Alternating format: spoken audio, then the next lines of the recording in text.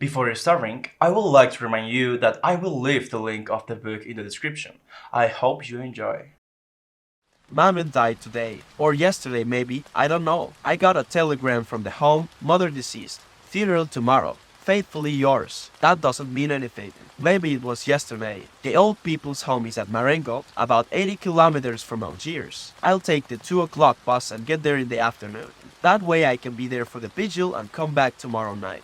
I asked my boss for 2 days off and there was no way he was going to refuse me with an excuse like that. But he wasn't too. I'm happy about it. I even said, it's not my fault. He didn't say anything. Then I thought I shouldn't have said that. After all, I didn't have anything to apologize for. He's the one who should have offered his condolences. But he probably will the day after tomorrow when he sees I'm in mourning. For now, it's almost as if Maman were dead. After the funeral, though, the case will be closed and everything will have a more official feel to it. I caught the 2 o'clock bus. It was very hot. I ate at the restaurant, Celeste, as usual. Everybody felt very sorry for me, and Celeste said, "You only have one mother." When I left, they walked me to the door. I was a little distracted because I still had to go up to Emmanuel's place to borrow a black tie and an armband. He lost his uncle a few months back. I ran so as not to miss the bus. It was probably because of all the rushing around, and on top of that the bumpy ride, the smell of gasoline, and the glare of the sky and the road that I dozed off. I slept almost the whole way, and when I woke up, I was slumped against a soldier who smiled at me and asked if I'd been traveling long. I said yes, just so I wouldn't have to say anything else. The home is 2 kilometers from the village. I walked it in. I wanted to see Maman right away, but the caretaker told me I had to see the director first. He was busy, so I waited a while. The caretaker talked the whole time and then I saw the director. I was shown into his office. He was a little old man with the ribbon of the Legion of Honor in his lapel. He looked at me with his clear eyes. Then he shook my hand and held it so long I didn't know how to get it loose. He thumbed through a file and said, "Madame Meursault came to us 3 years ago. You were her sole support." I thought he was criticizing me for something and I started to explain. But he cut me off. "You don't have to justify yourself, my dear boy. I've read your mother's file. You weren't able to provide for her properly. She needed someone to look after her. You earn only a modest salary, and the truth of the matter is, she was happier here." I said, "Yes, sir." He added, "You see, she had friends here, people her own age. She was able to share things from the old days with them. You're young, and it must have been hard for her with you." It was true. When she was at home with me, Maman used to spend her time following me with her eyes, not saying a thing. For the first few days she was at home, she cried a lot, but that was because she wasn't used to it. A few months later she would have cried if she'd been taken out. She was used to it. That's partly why I didn't go there much this past year. And also because it took up my Sunday, not to mention the trouble of getting to the bus, buying tickets, and spending 2 hours traveling. The director spoke to me again, but I wasn't really listening anymore. Then he said, "I suppose you'd like to see your mother." I got up without saying anything and he led the way to the door. On the way downstairs, he explained, "We've moved her to our little mortuary, so as not to upset the others. Whenever one of the residents dies, the others are a bit on edge for the next 2 or 3 days, and that makes it difficult to care for them." We crossed a courtyard where there were lots of old people chatting in little groups. As we went by, the talking would stop, and then the conversation would start up again behind us. The sound was like the mummified jabber of parakeets. The director stopped at the door of a small building. "I'll leave you now, Monsieur Meursault.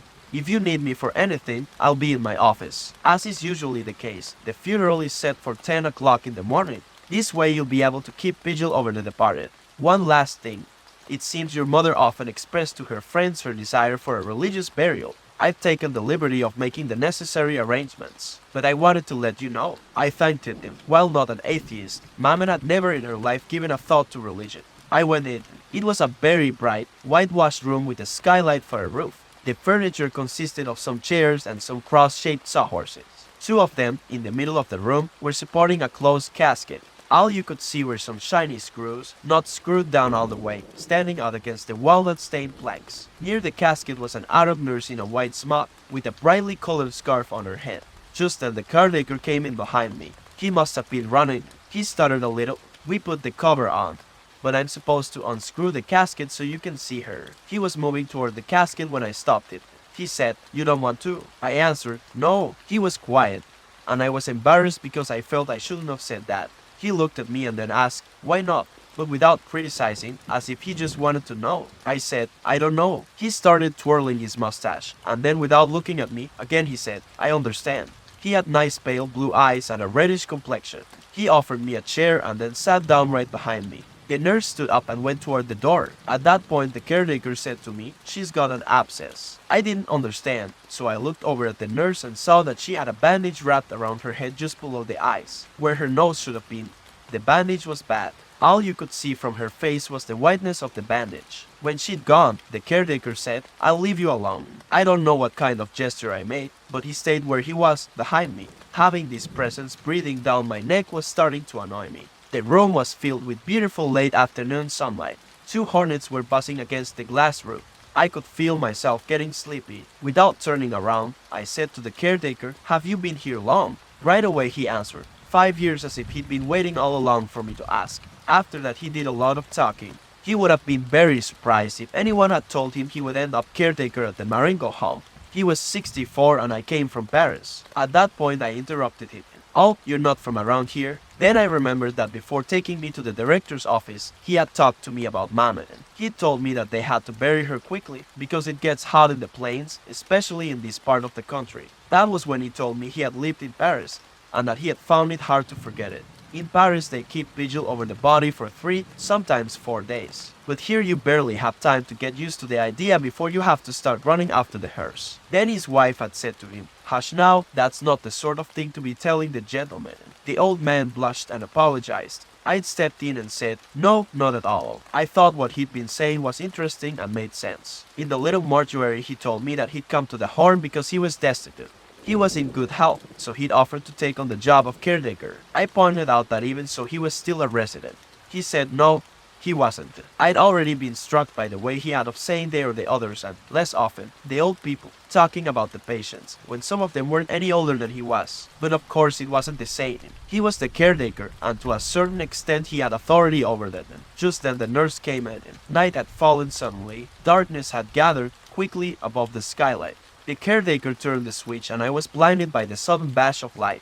He suggested I go to the dining hall for dinner, but I wasn't hungry. Then he offered to bring me a cup of coffee with milk. I like milk in my coffee, so I said yes, and he came back a few minutes later with a tray. I drank the coffee, then I felt like having a smoke, but I hesitated, because I didn't know if I could do it with Martin right there. I thought about it, it didn't matter. I offered the caretaker a cigarette, and we smoked. At one point he said, you know, your mother's friends will be coming to keep vigil too. It's customary. I have to go get some chairs and some black coffee. I asked him if he could turn off one of the lights. The glare on the white walls was making me drowsy. He said he couldn't. That was how they'd been wired. It was all or nothing. I didn't pay too much attention to him after that. He left, came back, and set up some chairs. On one of them he stacked some cups around a coffee pot. Then he sat down across from me, on the other side of Mamet. The nurse was on that side of the room too, but with her back to me. I couldn't see what she was doing, but the way her arms were moving made me think she was knitting. It was pleasant, the coffee had warmed me up, and the smell of roars in the night air was coming through the open door. I think I dozed off for a while. It was a rustling sound that woke me up, because I'd had my eyes closed. The whiteness of the room seemed even brighter than before. There wasn't a shadow anywhere in front of me, and every object, every angle and the curve stood out so sharply it made my eyes hurt. That's when Maman's friends came in. There were about 10 in all, and they boated into the blinding light without a sound. They sat down without a single chair creaking. I saw them more clearly than I had ever seen anyone, and not one detail of their faces or their clothes escaped me. But I couldn't hear them, and it was hard for me to believe they really existed. Almost all the women were wearing aprons, and the strings, which were tied around their waists, made their bulging stomachs stick out even more. I'd never noticed what huge stomachs old women can have.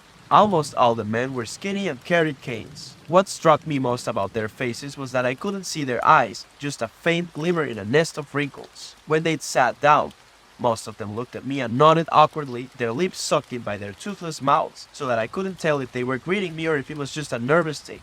I think they were greeting me. It was then that I realized they were all sitting across from me, nodding their heads, grouped around the caretaker. For a second I had the ridiculous feeling that they were there to judge me. Soon one of the women started crying. She was in the second row, hidden behind one of her companions, and I couldn't see her very well. She was crying softly, steadily, in little sobs. I thought she'd never stop. The others seemed not to hear her. They sat there hunched up, gloomy and silent. They would look at the casket, or their canes, or whatever else, but that was all they would look at. The woman kept on crying. It surprised me, because I didn't know who she was. I wished I didn't have to listen to her anymore, but I didn't dare say anything. The caretaker leaned over and said something to her, but she shook her head, mumbled something, and went on crying as much as before. Then the caretaker came around to my side. He sat down next to me. After a long pause, he explained, without looking at me, "She was very close to your mother. She says your mother was her only friend and now she hasn't got anyone." We just sat there like that for quite a while. The woman's sighs and sobs were quieting down. She sniffled a lot. Then finally she shut up. I didn't feel drowsy anymore, but I was tired and my back was hurting. Now it was all these people not making a sound that was getting on my nerves. Except that every now and then I'd hear a strange noise and I couldn't figure out what it was. Finally I realized that some of the old people were sucking at the insides of their cheeks and making these weird smacking noises. They were so lost in their thoughts that they weren't even aware of it. I even had the impression that the dead woman lying in front of them didn't mean anything to them, but I think now that that was a false impression.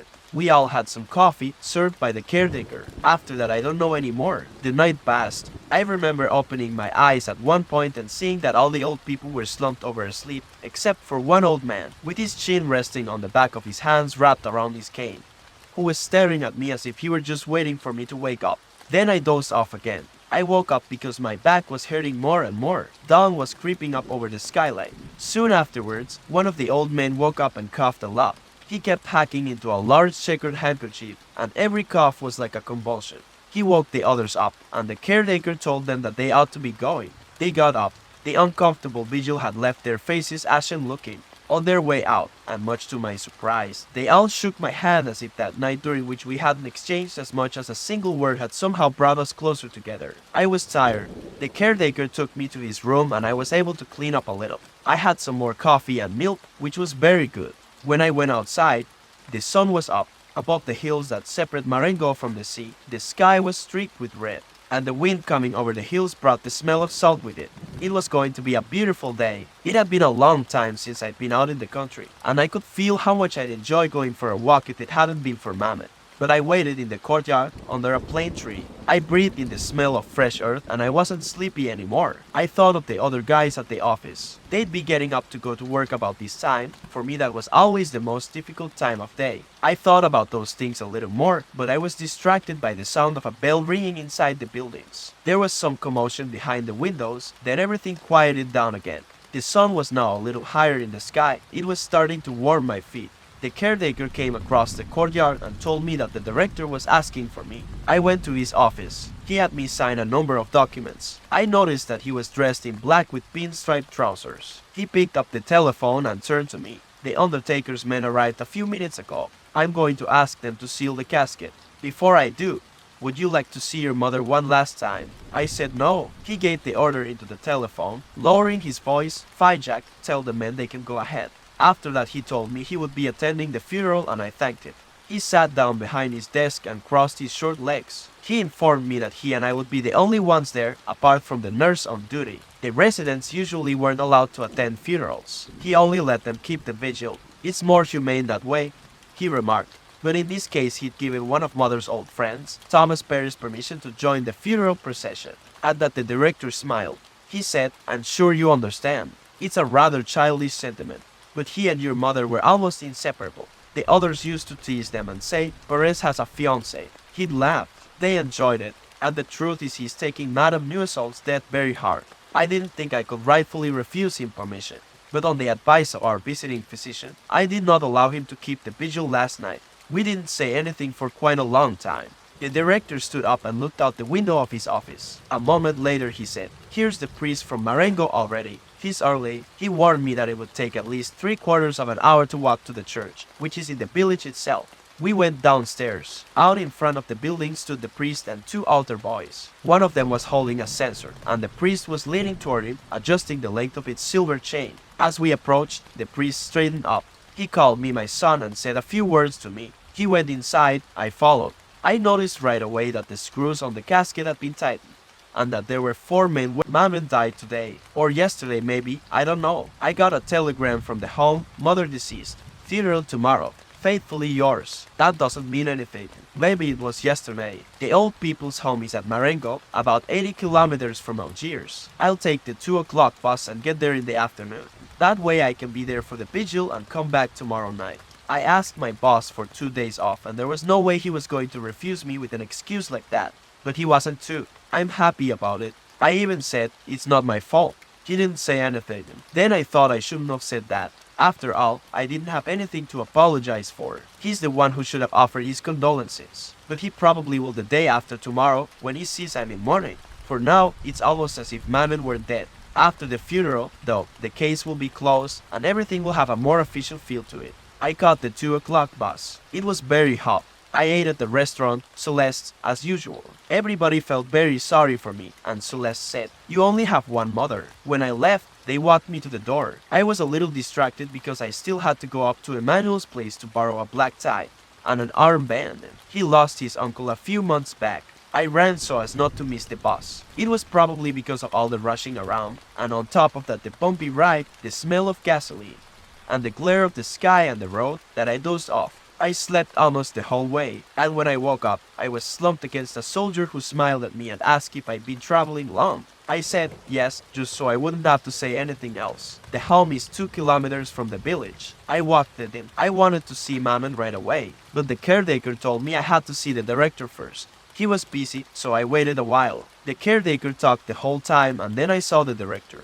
I was shown into his office. He was a little old man with the ribbon of the Legion of Honor in his lapel. He looked at me with his clear eyes. Then he shook my hand and held it so long I didn't know how to get it loose. He thumbed through a file and said, "Madame Meursault came to us 3 years ago. You were her sole support." I thought he was criticizing me for something and I started to explain. But he cut me off. "You don't have to justify yourself, my dear boy. I've read your mother's file. You weren't able to provide for her properly. She needed someone to look after her. You earn only a modest salary, and the truth of the matter is she was happier here." I said, "Yes, sir." He added, "You see, she had friends here, people her own age. She was able to share things from the old days with them. You're young, and it must have been hard for her with you." It was true. When she was at home with me, Mamen used to spend her time following me with her eyes, not saying a thing. For the first few days she was at home, she cried a lot, but that was because she wasn't used to it. A few months later she would have cried if she'd been taken out. She was used to it. That's partly why I didn't go there much this past year. And also because it took up my Sunday, not to mention the trouble of getting to the bus, buying tickets, and spending 2 hours traveling. The director spoke to me again, but I wasn't really listening anymore. Then he said, "I suppose you'd like to see your mother." I got up without saying anything and he led the way to the door. On the way downstairs, he explained, "We've moved her to our little mortuary, so as not to upset the others. Whenever one of the residents dies, the others are a bit on edge for the next 2 or 3 days, and that makes it difficult to care for them." We crossed a courtyard where there were lots of old people chatting in little groups. As we went by, the talking would stop, and then the conversation would start up again behind us. The sound was like the mummified jabber of parakeets. The director stopped at the door of a small building. "I'll leave you now, Monsieur Meursault. If you need me for anything, I'll be in my office." As is usually the case, the funeral is set for 10 o'clock in the morning. This way you'll be able to keep vigil over the departed. One last thing.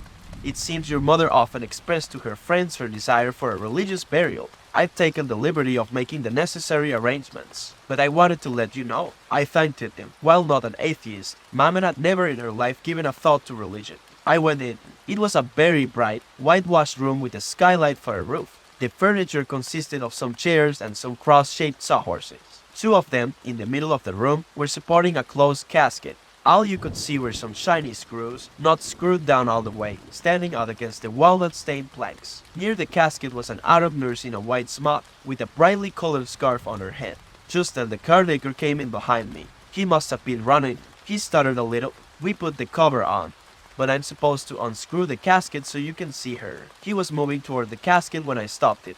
He said, "You don't want to?" I answered, "No." He was quiet, and I was embarrassed because I felt I shouldn't have said that. He looked at me and then asked, "Why not?" but without criticizing, as if he just wanted to know. I said, "I don't know." He started twirling his mustache, and then without looking at me, again he said, "I understand." He had nice pale blue eyes and a reddish complexion. He offered me a chair and then sat down right behind me. The nurse stood up and went toward the door. At that point, the caretaker said to me, "She's got an abscess." I didn't understand, so I looked over at the nurse and saw that she had a bandage wrapped around her head just below the eyes, where her nose should have been. The bandage was bad. All you could see from her face was the whiteness of the bandage. When she'd gone, the caretaker said, "I'll leave you alone." I don't know what kind of gesture I made, but he stayed where he was, behind me. Having this presence breathing down my neck was starting to annoy me. The room was filled with beautiful late afternoon sunlight. 2 hornets were buzzing against the glass roof.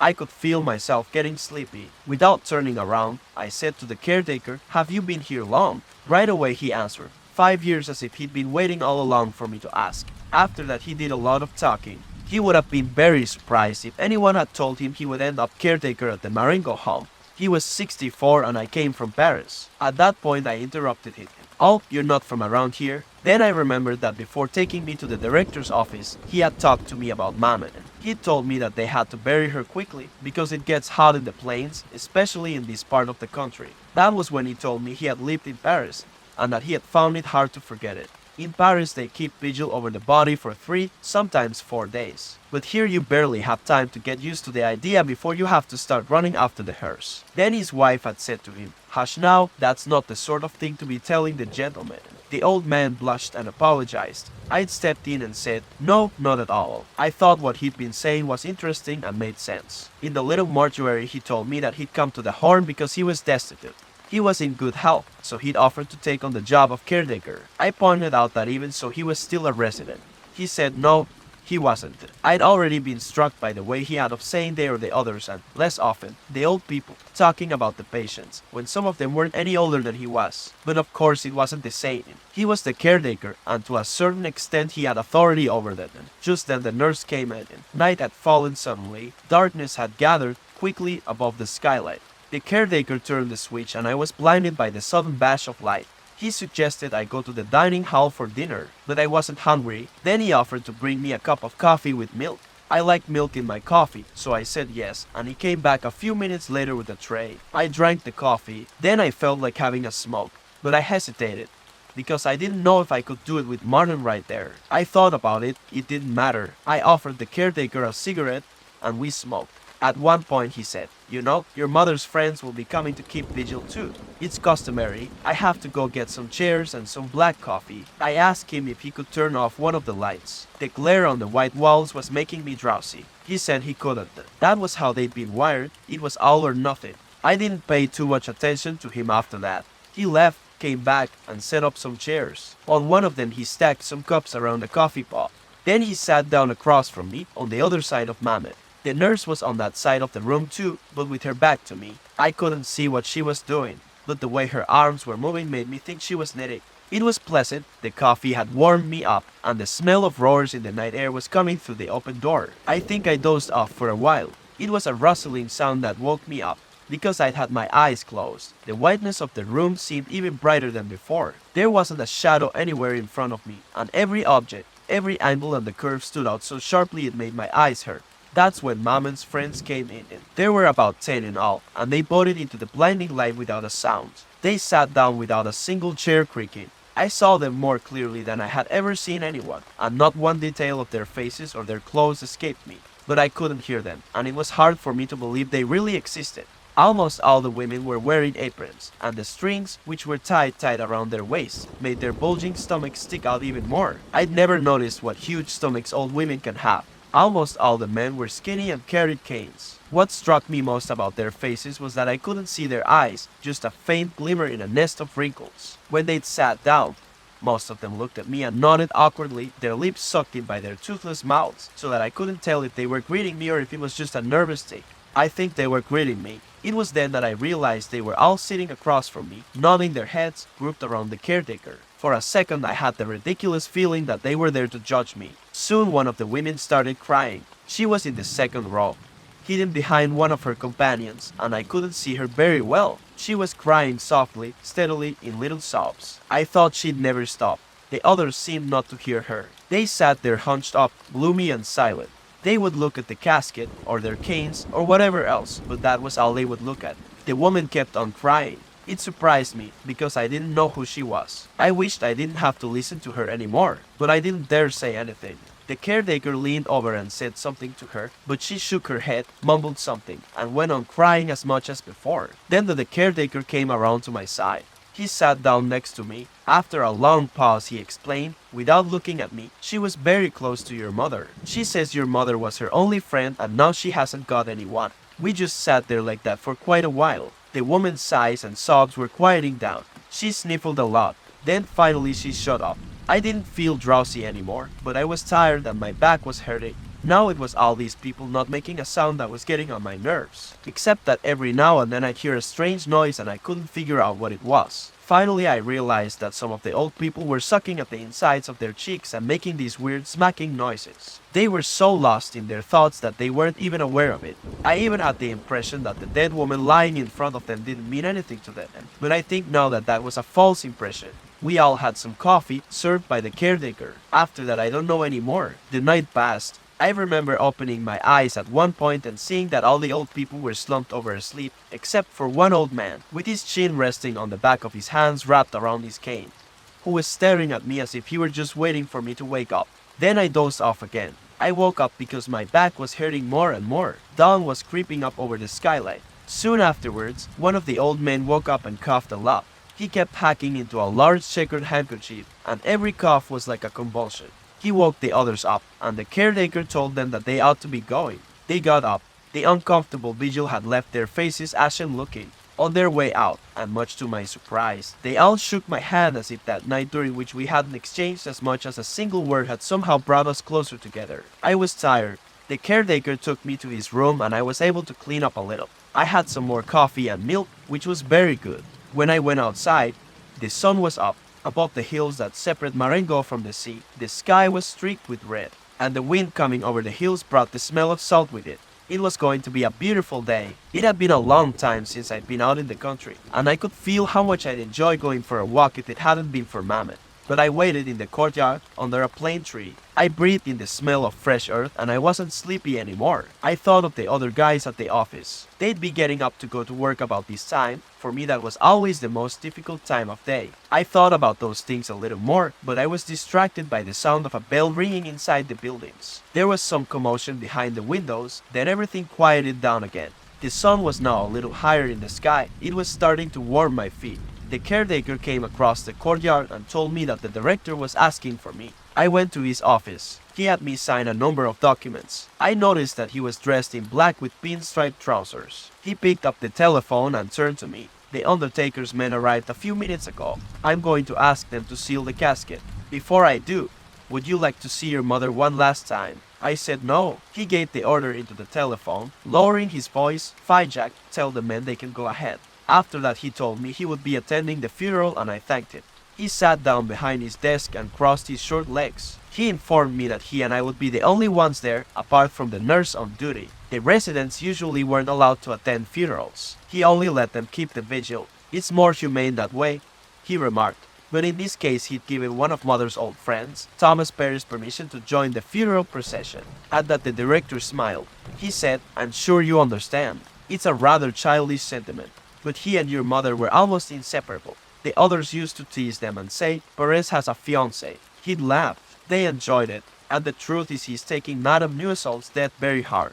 I didn't think I could rightfully refuse him permission. But on the advice of our visiting physician, I did not allow him to keep the vigil last night. We didn't say anything for quite a long time." The director stood up and looked out the window of his office. A moment later he said, "Here's the priest from Marengo already. He's early. He warned me that it would take at least 3/4 of an hour to walk to the church, which is in the village itself." We went downstairs. Out in front of the building stood the priest and two altar boys. One of them was holding a censer, and the priest was leaning toward him, adjusting the length of its silver chain. As we approached, the priest straightened up. He called me my son and said a few words to me. He went inside. I followed. I noticed right away that the screws on the casket had been tightened, and that there were 4 men wearing black in the road. The director was telling me that the hearse was waiting out in the road, and at the same time I could hear the priest beginning his prayers. From then everything happened very quickly. The men moved toward the casket with a pall. The priest, his acolytes, the director and I all went outside. A woman I didn't know was standing by the door. "Monsieur Meursault," the director said. I didn't catch the woman's name, I just understood that she was the nurse assigned by the hallman. Without smiling, she lowered her long, gaunt face. Then we stepped aside to make way for the body. We followed the pallbearers and left the horn. Outside the gate stood the hearse. Varnished, glossy, and oblong, it reminded me of a pencil box. Next to it was the funeral director, a little man in a ridiculous getup, and an awkward, embarrassed-looking old man. I realized that it was Monsieur Perez. He was wearing a soft felt hat with a round crown and a wide brim, a suit with trousers that were corkscrewed down around his ankles, and a black tie with a knot that was too small for the big white collar of his shirt. His lips were trembling below a nose dotted with blackheads. Strange, floppy, thick-rimmed ears stuck out through his fine, white hair, and I was struck by their blood-red color next to the pallor of his face. The funeral director assigned us our places. First came the priest, then the hearse. Flanking it, the four men. Behind it, the director and myself, and bringing up the rear, the nurse and Monsieur Perez. The sky was already filled with light. The sun was beginning to bear down on the earth, and it was getting hotter by the minute. I don't know why we waited so long before getting underway. I was hot in my dark clothes. The little old man, who had put his hat back on, took it off again. I turned a little in his direction and was looking at him when the director started talking to him. He told me that my mother and Monsieur Perez often used to walk down to the village together in the evenings, accompanied by a nurse. I was looking at the countryside around me, seeing the rows of cypress trees leading up to the hills next to the sky, and the houses standing out here and there against that red and green earth. I was able to understand Maman better. Evenings in that part of the country must have been a kind of sad relief. But today, with the sun bearing down, making the whole landscape shimmer with heat, it was inhumane and oppressive. We got underway. It was then that I noticed that Perez had a slight limp. Little by little, the hearse was picking up speed and the old man was losing ground. One of the men banking the hearse had also dropped back and was now even with me. I was surprised at how fast the sun was climbing in the sky. I noticed that for quite some time the countryside had been buzzing with the sound of insects and the crackling of grass. The sweat was pouring down my face. I wasn't wearing a hat, so I fanned myself with my handkerchief. The man from the undertaker said something to me which I missed. He was lifting the edge of his cap with his right hand and wiping his head with a handkerchief with his left at the same time. I said, "What?" He pointed up at the sky and repeated, "Pretty hot." I said, "Yes." A minute later he asked, "Is that your mother in there?" Again I said, "Yes." "Was she old?" I answered, "Fairly," because I didn't know the exact number. After that he was quiet. I turned around and saw old Perez about 50 meters behind us. He was going as fast as he could, swinging his felt hat at the end of his arm. I looked at the director too. He was walking with great dignity, without a single wasted motion. A few beads of sweat were forming on his forehead, but he didn't wipe them off. The procession seemed to me to be moving a little faster. All around me there was still the same glowing countryside hooded with sunlight. The glare from the sky was unbearable. At one point, we went over a section of the road that had just been repaved. The tar had burst open in the sun. Our feet sank into it, leaving its shiny pulp exposed. Sticking up above the top of the hearse, the coachman's hard leather hat looked as if it had been molded out of the same black mud. I felt a little lost between the blue and white of the sky and the monotony of the colors around me, the sticky black of the tar, the dull black of all the clothes, and the shiny black of the hearse. All of it the sun. The smell of leather and horse dung from the hearse, the smell of varnish and incense, and my fatigue after a night without sleep was making it hard for me to see or think straight. I turned around again. Perez seemed to be way back there, fading in the shimmering heat. Then I lost sight of him altogether. I looked around and saw that he'd left the road and cut out across the fields. I also noticed there was a bend in the road up ahead. I realized that Perez, who knew the country, was taking a shortcut in order to catch up with us. By the time we rounded the bend, he was back with us. Then we lost him again. He set off cross country once more, and so it went on. I could feel the blood pounding in my temples. After that, everything seemed to happen so fast, so deliberately, so naturally that I don't remember any of it anymore. Except for one thing, as we entered the village, the nurse spoke to me. She had a remarkable voice which didn't go with her face at all, a melodious, quavering voice. She said, "If you go slowly, you risk getting sunstruck. But if you go too fast, you work up a sweat and then catch a chill inside the church." She was right. There was no way out. Several other images from that day have stuck in my mind. For instance, Perez's face when he caught up with us for the last time, just outside the village. Big tears of frustration and exhaustion were streaming down his cheeks, but because of all the wrinkles, they weren't dripping off. They spread out and ran together again, leaving a watery film over his ruined face. Then there was the church and the villagers on the sidewalks, the red geraniums on the graves in the cemetery, Perez fainting, the blood redder spilling over Mamon's casket, the white flesh of the roots mixed in with it. More people, voices, the village, waiting in front of a cafe, the incessant drone of the motor, and my joy when the bus entered the nest of lights that was Algiers, and I knew I was going to go to bed and sleep for 12 hours. As I was waking up, it came to me why my boss had seemed annoyed when I asked him for 2 days off. Hoy is Saturday. I'd sort of forgotten. But as I was getting up, it came to me. And, naturally, my boss thought about the fact that I'd be getting 4 days vacation that way, including Sunday, and he couldn't have been happy about that. But, in the first place, it isn't my fault if they buried Mammon yesterday instead of today. And second, I would have had Saturday and Sunday off anyway. Obviously, that still doesn't keep me from understanding my boss's point of view. I had a hard time getting up because I was tired from the day before. While I was shaving, I wondered what I was going to do and I decided to go for a swim. I caught the streetcar to go to the public beach down at the harbor. Once there, I dove into the channel. There were lots of young people. In the water, I ran into Marie Cardona, a former typist in our office whom I'd had a thing for at the time. She did too, I think, but she left soon afterwards and we didn't have the time. I helped her onto a goat and as I did, I brushed against her breasts. All the strange RV I was still in the water when she was already lying flat on her stomach on the float. She turned toward me. Her hair was in her eyes and she was laughing. I hoisted myself up next to her. It was nice and, sort of joking around, I let my head fall back and rest on her stomach. She didn't say anything so I left it there. I had the whole sky in my eyes and it was blue and gold. On the back of my neck I could feel Marie's heart beating softly. We lay on the boat for a long time, half asleep. When the sun got too hot, she dove off and I followed. I caught up with her, put my arm around her waist, and we swam together. She laughed the whole time. On the dock, while we were drying ourselves off, she said, "I'm darker than you." I asked her if she wanted to go to the movies that evening. She laughed again and told me there was a Fernando movie she'd like to see. Once we were dressed, she seemed very surprised to see I was wearing a black tie, and she asked me if I was in mourning. I told her Mammon had died. She wanted to know how long ago, so I said, yesterday. She gave a little start but didn't say anything. I felt like telling her it wasn't my fault, but I stopped myself because I remembered that I'd already said that to my boss. It didn't mean anything. Besides, you always feel a little guilty. By that evening Marie had forgotten all about it. The movie was funny in parts, but otherwise it was just too stupid. She had her leg pressed against mine. I was fondling her breast. Toward the end of the show, I gave her a kiss, but not a good one. She came back to my place. When I woke up, Mary had gone. She'd explained to me that she had to go to her aunt's. I remembered that it was Sunday, and that bothered me. I don't like Sundays. So I rolled over, tried to find the salty smell Marie's hair had left on the pillow, and slept until 10. Then I smoked a few cigarettes, still in bed till noon. I didn't feel like having lunch at Celeste like I usually did because they'd be sure to ask questions, and I don't like that. I fixed myself some eggs and ate them out of the pan, without bread because I didn't have any left and I didn't feel like going downstairs to buy some. After lunch I was a little bored and I wandered around the apartment.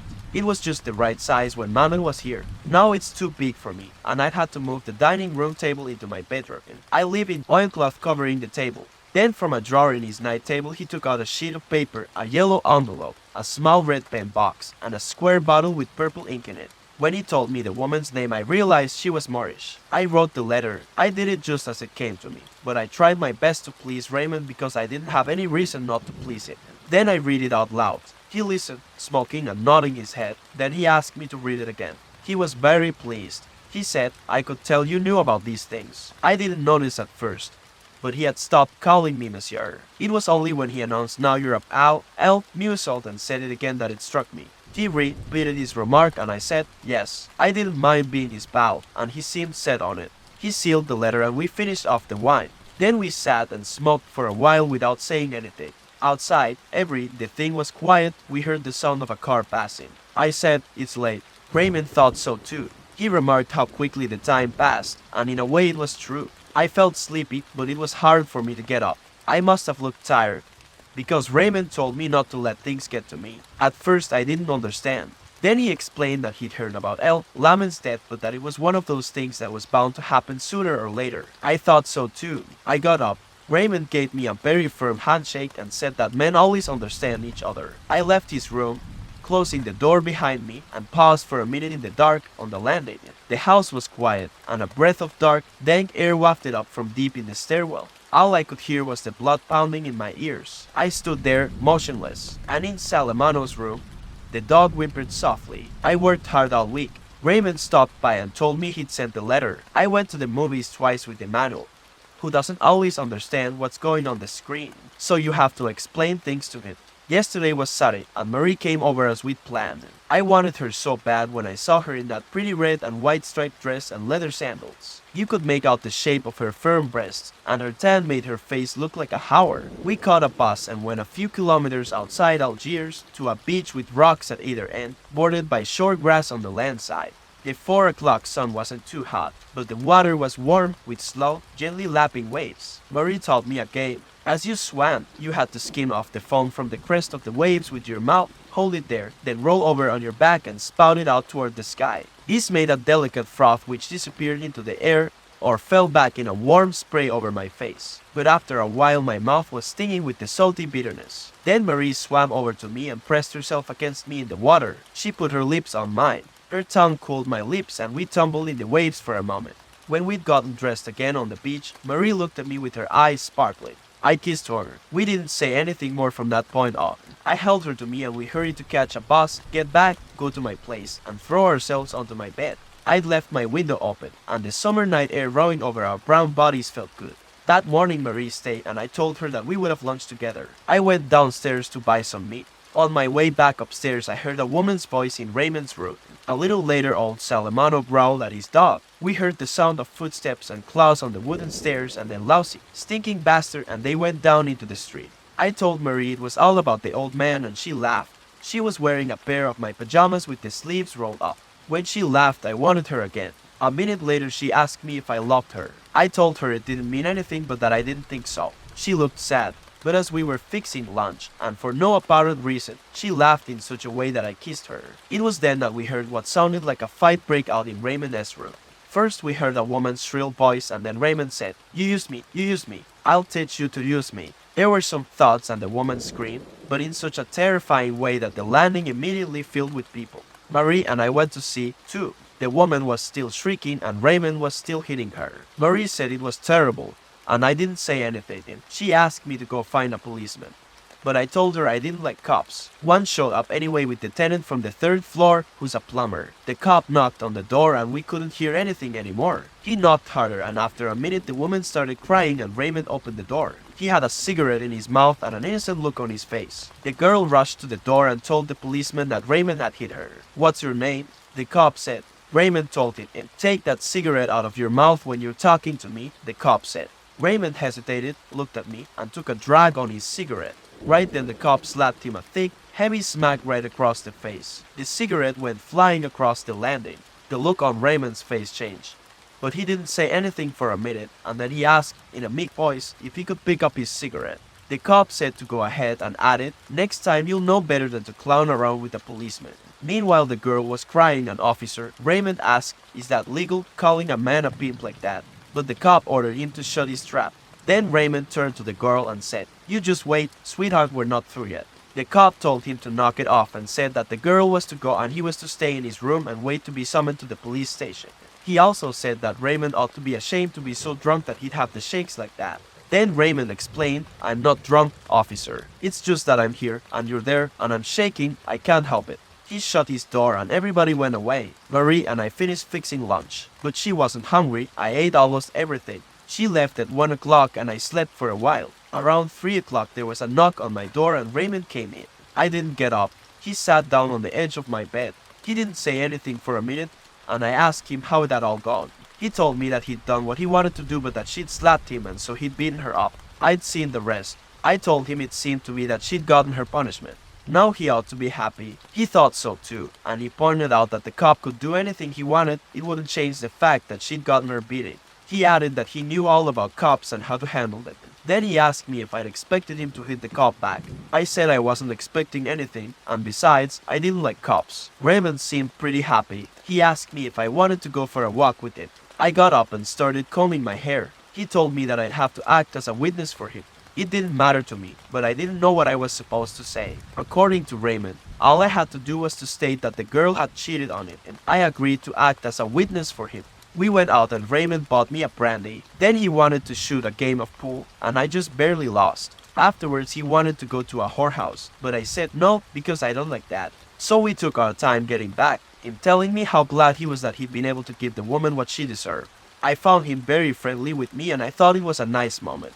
From a distance, I noticed old Celarnano standing on the doorstep. He looked flustered. When we got closer, I saw that he didn't have his dog. He was looking all over the place, turning around, peering into the darkness of the entryway, muttering incoherently. And then he started searching the street again with his little red eyes. When Raymond asked him what was wrong, he didn't answer right away. I barely heard him mumble "stinking bastard," and he went on fidgeting around. I asked him where his dog was. He snapped at me and said he was gone. And then all of a sudden the words came pouring out. I took him to the parade ground, like always. There were lots of people around the booths at the fair. I stopped to watch the king of the escape artists. And when I was ready to go, he wasn't there. Sure, I've been meaning to get him a smaller collar for a long time, but I never thought the bastard would take off like that. Then Raymond pointed out to him that the dog might have gotten lost and that he would come back. He gave examples of dogs that had walked dozens of kilometers to get back to their masters. Nevertheless, the old man looked even more flustered. But they'll take him away from me, don't you see? If only somebody would take him in. But that's impossible because everybody's disgusted by his scabs. The police will get him for sure. So I told him he should go to the pound and they'd give the dog back to him after he paid a fee. He asked me if it was a big fee. I didn't know. Then he got mad. Pay money for that bastard how? He can damn well die. And he started cursing the dog. Raymond laughed and went inside. I followed him and we parted upstairs on the landing. A minute later I heard the old man's footsteps and he knocked on my door. When I opened it, he stood in the doorway for a minute and said, excuse me. I asked him to come in, but he refused. He was looking down at the tips of his shoes and his scaly hands were trembling. Without looking up at me, he asked, they're not going to take him away from me, are they, Monsieur Meursault? They'll give him back to me. Otherwise, what's going to happen to me? I told him that the pound kept dogs for 3 days so that their owners could come and claim them and that after that they did with them as they saw fit. He looked at me in silence. Then he said, good night. He shut his door and I heard him pacing back and forth. His bed creaked, and from the peculiar little noise coming through the partition, I realized he was crying. For some reason I thought of Mamet, but I had to get up early the next morning. I wasn't hungry, and I went to bed without any dinner. Raymond called me at the office. He told me that a friend of his had invited me to spend the day Sunday at his little beach house, near Algiers. I said I'd really like to, but I promised to spend the day with a girlfriend. Raymond immediately told me that she was invited too. His friend's wife would be very glad not to be alone with a bunch of men. I wanted to hang up right away because I know that the boss doesn't like people calling us from town. But Raymond asked me to hang on and told me he could have passed on the invitation that evening, but he had something else to tell me. He'd been followed all day by a group of Arabs, one of whom was the brother of his former mistress. If you see him hiding around the building when you get home this evening, let me know. I said I would. A little later my boss sent for me, and for a second I was annoyed because I thought he was going to tell me to do less talking on the phone and more work. But that wasn't it at all. He told me he wanted to talk to me about a plan of his that was still pretty vague. He just wanted to have my opinion on the matter. He was planning to open an office in Paris which would handle his business directly with the big companies on the spot, and he wanted to know how I felt about going there. I'd be able to live in Paris and to travel around for part of the year as well. You're young, and it seems to me IT is the kind of life that would appeal to you. I said yes, but that really was all the same to me. Then he asked me if I wasn't interested in a change of life. I said that people never change their lives, that in any case one life was as good as another and that I wasn't dissatisfied with mine here at all. He looked upset and told me that I never gave him a straight answer, that I had no ambition, and that was disastrous in business. So I went back to work. I would rather not have upset him, but I couldn't see any reason to change my life. Looking back on it, I wasn't unhappy. When I was a student, I had lots of ambitions like that. But when I had to give up my studies, I learned very quickly that none of it really mattered. That evening Marie came by to see me and asked me if I wanted to marry her. I said it didn't make any difference to me and that we could if she wanted to. Then she wanted to know if I loved her. I answered the same way I had the last time, that it didn't mean anything but that I probably didn't love her. So why marry me, then? She said. I explained to her that it didn't really matter and that if she wanted to, we could get married. Besides, she was the one who was doing the asking and all I was saying yes. Then she pointed out that marriage was a serious state I said, no. She stopped talking for a minute and looked at me without saying anything. Then she spoke. She just wanted to know if I would have accepted the same proposal from another woman, with whom I was involved in the same way. I said, sure. Then she said she wondered if she loved me, and there was no way I could know about that. After another moment's silence, she mumbled that I was peculiar, that was probably why she loved me, but that one day I might hate her for the same reason. I didn't say anything, because I didn't have anything to add, so she took my arm with a smile and said she wanted to marry me. I said we could do it whenever she wanted. Then I told her about my boss's proposition, and she said she'd love to see Paris. I told her that I'd lived there once, and she asked me what it was like. I said, it's dirty, lots of pigeons and dark courtyards. Everybody's pale. Then we went for a walk through the main streets to the other end of town. The women were beautiful, and I asked Marie if she'd noticed. She said yes, and that she understood what I meant. For a while neither of us said anything, but I wanted her to stay with me, and I told her we could have dinner together at Celeste's. She would have liked to, but she had something to do. We were near my place and I said goodbye to her. She looked at me. Don't you want to know what I have to do? I did, but I hadn't thought to ask, and she seemed to be scolding me. Then, seeing me so confused, she laughed again and she moved toward me with her whole body to offer me her lips. I had dinner at Celeste's. I'd already started eating when a strange little woman came in and asked me if she could sit at my table. Of course she could. Her gestures were jerky and she had bright eyes and a little face like an apple. She took off her jacket, sat down, and studied the menu feverishly. She called Celeste over and ordered her whole meal all at once, in a voice that was clear and very fast at the same time. While she was waiting for her first course, she opened her bag, took out a slip of paper and a pencil, added up the bill in advance, then took the exact amount, plus tip, out of a vest pocket and set it down on the table in front of her. At that point, the waiter brought her first course, and she gulped it down. While waiting for the next course, she again took out of her bag a blue pencil and a magazine that listed the radio programs for the week, one by one, and with great care, she checked off almost every program. Since the magazine was about a dozen pages long, she meticulously continued this task throughout the meal. I had already finished and she was still checking away with the same zeal. Then she stood up, put her jacket back on with the same robo-like movements, and left. I didn't have anything to do, so I left too and followed her for a while. She had positioned herself right next to the curb and was making her way with incredible speed and assurance, never once swirling or looking around. I eventually lost sight of her and turned back. I thought about how peculiar she was but forgot about her a few minutes later. I found an old Salamano waiting outside my door. I asked him in and he told me that his dog was lost because it wasn't at the pound. The people who worked there told him that maybe it had been run over. He asked if he could find out at the police station. They told him that they didn't keep track of things like that because they happen every day. I told old Salamano that he could get another dog, but he was right to point out to me that he was used to this one. I was sitting cross-legged on my bed and Salamano had sat down on a chair in front of the table. He was facing me and he had both hands on his knees. He had kept his old felt hat on. He was mumbling bits and pieces of sentences through his yellowing mustache. He was getting on my nerves a little, but I didn't have anything to do and I didn't feel sleepy. Just for something to say, I asked him about his dog. He told me he'd gotten it after his wife died. He had married fairly late. When he was young, he wanted to go into the theater. In the army, he used to act in military vaudevilles, but he had ended up working on the railroads, and he didn't regret it because now he had a small pension.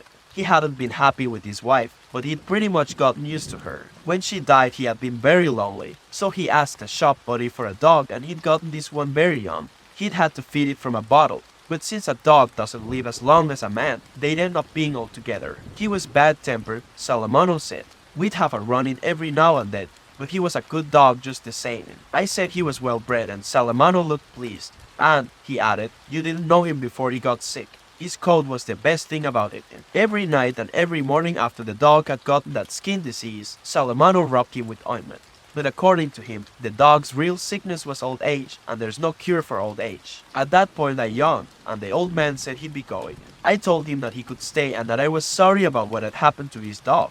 He thanked me. He told me that Manon was very fond of his dog. He called her your poor mother. He said he supposed I must be very sad since Manon died, and I didn't say anything. Then he said, very quickly and with an embarrassed look, that he realized that some people in the neighborhood thought badly of me for having sent Manon to the home. But he knew me and he knew I loved her very much. I still don't know why, but I said that until then I hadn't realized that people thought badly of me for doing it. but that the home had seemed like the natural thing since I didn't have enough money to have Maman cared for. Anyway, I added, it had been a long time since she'd had anything to say to me, and she was bored all by herself. Yes, he said, and at least in a home you can make a few friends. Then he said good night. He wanted to sleep. His life had changed and he wasn't too sure what he was going to do. For the first time since I'd known him, and with a furtive gesture, he offered me his hand, and I felt the scales on his skin. He gave a little smile, and before he left he said, I hope the dogs don't bark tonight. I always think it as mine. I had a hard time waking up on Sunday, and Marie had to call me and shake me. We didn't eat anything, because we wanted to get to the beach early. I felt completely drained and I had a slight headache. My cigarette tasted bitter. Marie made fun of me because, she said, I had a funeral face. She had put on a white linen dress and let her hair down. I told her she was beautiful, and she laughed with delight. On our way downstairs, we knocked on Raymond's door. He told us he'd be right down, once out in the street. Because I was so tired and also because we hadn't opened the blinds, the day, already bright with sun, hit me like a slap in the face. Marie was jumping with joy and kept on saying what a beautiful day it was. I felt a little better and I noticed that I was hungry. I told Marie, who pointed to her oilcloth bag where she'd put our bathing suits and a towel. I just had to wait, and then we heard Raymond shutting his door. He had on blue trousers and a white short-sleeved shirt, but he'd put on a straw hat, which made Marie laugh, and his forearms were all white under the black hairs. I found it a little repulsive. He was whistling as he came down the stairs, and he seemed very cheerful. He said good morning, old man to me and called Marie mademoiselle. The day before, we'd gone to the police station and I testified that the girl had cheated on Raymond. He'd gotten off with a warning. They didn't check out my statement. Outside the front door we talked about Raymond, and then we decided to take the bus. The beach wasn't very far, but we'd get there sooner that way. Raymond thought his friend would be glad to see us get there early. We were just about to leave when all of a sudden Raymond motioned to me to look across the street. I saw a group of Arabs leaning against the front of the tobacconist's shop. They were staring at us in silence, but in that way of theirs, as if we were nothing but stones or dead trees. Raymond told me that the second one from the left was his man, and he seemed worried. But, he added, it was all settled now. Marie didn't really understand and asked us what was wrong. I told her that they were Arabs who had it in for Raymond. She wanted to get going right away. Raymond drew himself up and laughed, saying we'd better step on it. We headed toward the bus stop, which wasn't far, and Raymond said that the Arabs weren't following us. I turned around. They were still in the same place, and they were looking with the same indifference at the spot where we'd just been standing. We caught the bus. Raymond, who seemed very relieved, kept on cracking jokes for Marie. I could tell he liked her, but she hardly said anything to him. Every once in a while she'd look at him and laugh. We got off in the outskirts of Algiers. The beach wasn't far from the bus stop, but we had to cross a small plateau which overlooks the sea and then drops steeply down to the beach. It was covered with yellowish rocks and the whitest asphodels set against the already hard blue of the sky. Marie was having fun scattering the petals, taking big swipes at them with her oilcloth bag. We walked between rows of small houses behind green or white fences, some with their verandas hidden behind the tamarisks, others standing naked among the rocks. Before we reached the edge of the plateau, we could already see the motionless sea and, farther out, a massive, drowsy-looking promontory in the clear water. The faint hum of a motor rose up to us in the still air, and way off, we saw a tiny trawler moving, almost imperceptibly, across the dazzling sea. Marie gathered some rock irises. From the slope leading down to the beach, we could see that there were already some people swimming. Raymond's friend lived in a little wooden bungalow at the far end of the beach. The back of the house rested up against the rocks, and the pilings that held it up in front went straight down into the water. Raymond introduced us. His friend's name was Meursault. He was a big guy, very tall, and broad-shouldered, with a plump, sweet little wife with a Parisian accent. Right off he told us to make ourselves at home and said that his wife had just fried up some fish he'd caught that morning. I told him how nice I thought his house was. He told me that he spent Saturdays and Sundays and all his days off there. With my wife, of course, he added. Just then his wife was laughing with Marie. For the first time maybe, I really thought I was going to get married. Meursault wanted to go for a swim, but his wife and Raymond didn't want to come. The three of us went down to the beach and Marie jumped right in. Meursault and I waited a little. He spoke slowly, and I noticed that he had a habit of finishing everything he said with an "I'd even say," when really it didn't add anything to the meaning of his sentence. Referring to Marie, he said, "She's stunning and I'd even say charming." After that I didn't pay any more attention to this mannerism of his, because I was absorbed by the feeling that the sun was doing me a lot of good. The sand was starting to get hot underfoot. I held back the urge to get into the water a minute longer, but finally I said to Massett, "Shall we?" I dove in. He waded in slowly and started swimming only when he couldn't touch the bottom anymore. He did the breaststroke, and not too well either, so I left him and joined Marie. The water was cold and I was glad to be swimming together again. Marie and I swam out a ways, and we felt a closeness as we moved in unison and were happy. Out in deeper water we floated on our backs, and the sun on my upturned face was drying the last of the water trickling into my mouth. We saw Massen making his way back to the beach to stretch out in the sun. From far away he looked huge. Marie wanted us to swim together. I got behind her to hold her around the waist. She used her arms to move us forward and I did the kicking. The little splashing sound followed us through the morning air until I got tired. I left Marie and headed back, swimming smoothly and breathing easily. On the beach I stretched out on my stomach alongside Massen and put my face on the sand. I said it was nice and he agreed. Soon afterwards Marie came back. I rolled over to watch her coming. She was glistening all over with salty water and holding her hair back. She lay down right next to me and the combined warmth from her body and from the sun made me doze off. Marie shook me and told me that Massen had gone back up to the house, that it was time for lunch. I got up right away because I was hungry, but Marie told me I hadn't kissed her since that morning. It was true, and yet I had wanted to. "Come into the water," she said. We ran and threw ourselves into the first little waves. We swam a few strokes and she reached out and held onto me. I felt her legs wrapped around mine and I wanted her. When we got back, Massen was already calling us. I said I was starving and then out of the blue he announced to his wife that he liked me. The bread was good. I devoured my share of the fish. After that there was some meat and fried potatoes. We all ate without talking. Massen drank a lot of wine and kept filling my glass. By the time the coffee arrived, my head felt heavy and I smoked a lot. Massen, Raymond, and I talked about spending August together at the beach, sharing expenses. Suddenly Marie said, "Do you know what time it is?" "It's only 11:30. We were all surprised.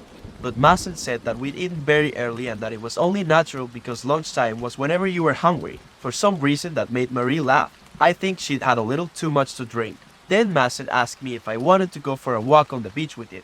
My wife always takes a nap after lunch. I don't like naps. I need to walk. I tell her all this time it's better for her health, but it's her business. Marie said she'd stay and help Madame Massen with the dishes. The little Parisian said that first they'd have to get rid of the man. The three of us went down to the beach. The sun was shining almost directly overhead onto the sand, and the glare on the water was unbearable. There was no one left on the beach. From inside the bungalows bordering the plateau and jutting out over the water, we could hear the rattling of plates and silverware. It was hard to breathe in the rocky heat rising from the ground.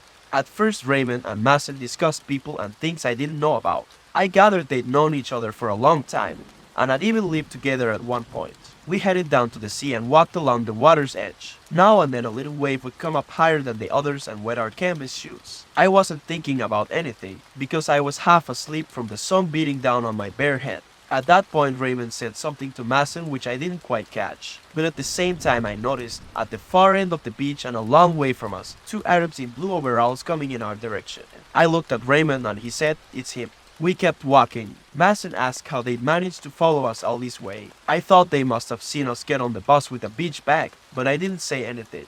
The Arabs were walking slowly, but they were already much closer. We didn't change our pace, but Raymond said, "If there's any trouble, Massen, you take the other one. I'll take care of my man. Meursault, if another one shows up, he's yours." I said yes, and Massen put his hands in his pockets. The blazing sand looked red to me now. We moved steadily toward the Arabs. The distance between us was getting shorter and shorter. When we were just a few steps away from each other, the Arabs stopped. Massen and I slowed down. Raymond went right up to his man. I couldn't hear what he said to him, but the other guy made a move as though he was going to butt it in. Then Raymond struck the first blow and called Massen right away. Massen went for the one that had been pointed out as his and hit him twice, as hard as he could. The Arab fell out in the water, face down, and lay there for several seconds with bubbles bursting on the surface around his head. Meanwhile Raymond had landed one too, and the other Arab's face was bleeding. Raymond turned to me and said, "Watch this. I'm gonna let him have it now." I shouted, "Look out, he's got a knife." But Raymond's arm had already been cut open and his mouth slashed. Massen lunged forward, but the other Arab had gotten back up and gone around behind the one with the knife. We didn't dare move. They started backing off slowly, without taking their eyes off us, keeping us at bay with the knife. When they thought they were far enough away, they took off running as fast as they could while we stood there motionless in the sun and Raymond clutched at his arm dripping with blood. Mason immediately said there was a doctor who spent his Sundays up on the plateau. Raymond wanted to go see him right away, but every time he tried to talk, the blood bubbled in his mouth. We steadied him and made our way back to the bungalow as quickly as we could. Once there, Raymond said that they were only flesh wounds and that he could make it to the doctors. He left with Mason and I stayed to explain to the women what had happened. Madame Mason was crying and Marie was very pale. I didn't like having to explain to them, so I just shut up, smoked a cigarette, and looked at the sea. Raymond came back with Mason around 1:30. His arm was bandaged up and he had an adhesive plaster on the corner of his mouth. The doctor had told him that it was nothing, but Raymond looked pretty grateful. Mason tried to make him laugh, but he still wouldn't say anything. When he said he was going down to the beach, I asked him where he was going. He said he wanted to get some air. Mason and I said we'd go with him, but that made him angry and he swore at us. Mason said not to argue with him. I followed him anyway. We walked on the beach for a long time. By now the sun was overpowering. It shattered into little pieces on the sand and water. I had the impression that Raymond knew where he was going, but I was probably wrong. At the far end of the beach we finally came to a little spring running down through the sand behind a large rock. There we found our two Arabs. They were lying down in their greasy overalls. They seemed perfectly calm and almost content. Our coming changed nothing. The one who had attacked Raymond was looking at him without saying anything. The other one was blowing through a little reed over and over again, watching us out of the corner of his eye. He kept repeating the only 3 notes he could get out of his instrument. The whole time there was nothing but the sun and the silence, with the low gurgling from the spring and the 3 notes. Then Raymond put his hand in his hip pocket, but the others didn't move. They just kept looking at each other. I noticed that the toes on the one playing the flute were tense, but without taking his eyes off his adversary, Raymond asked me, should I let him have it? I thought that if I said no, he'd get himself all worked up and shot for sure. All I said was, he hasn't said anything yet. It'd be pretty lousy to shoot him like that. You could still hear the sound of the water and the flute deep within the silence and the heat.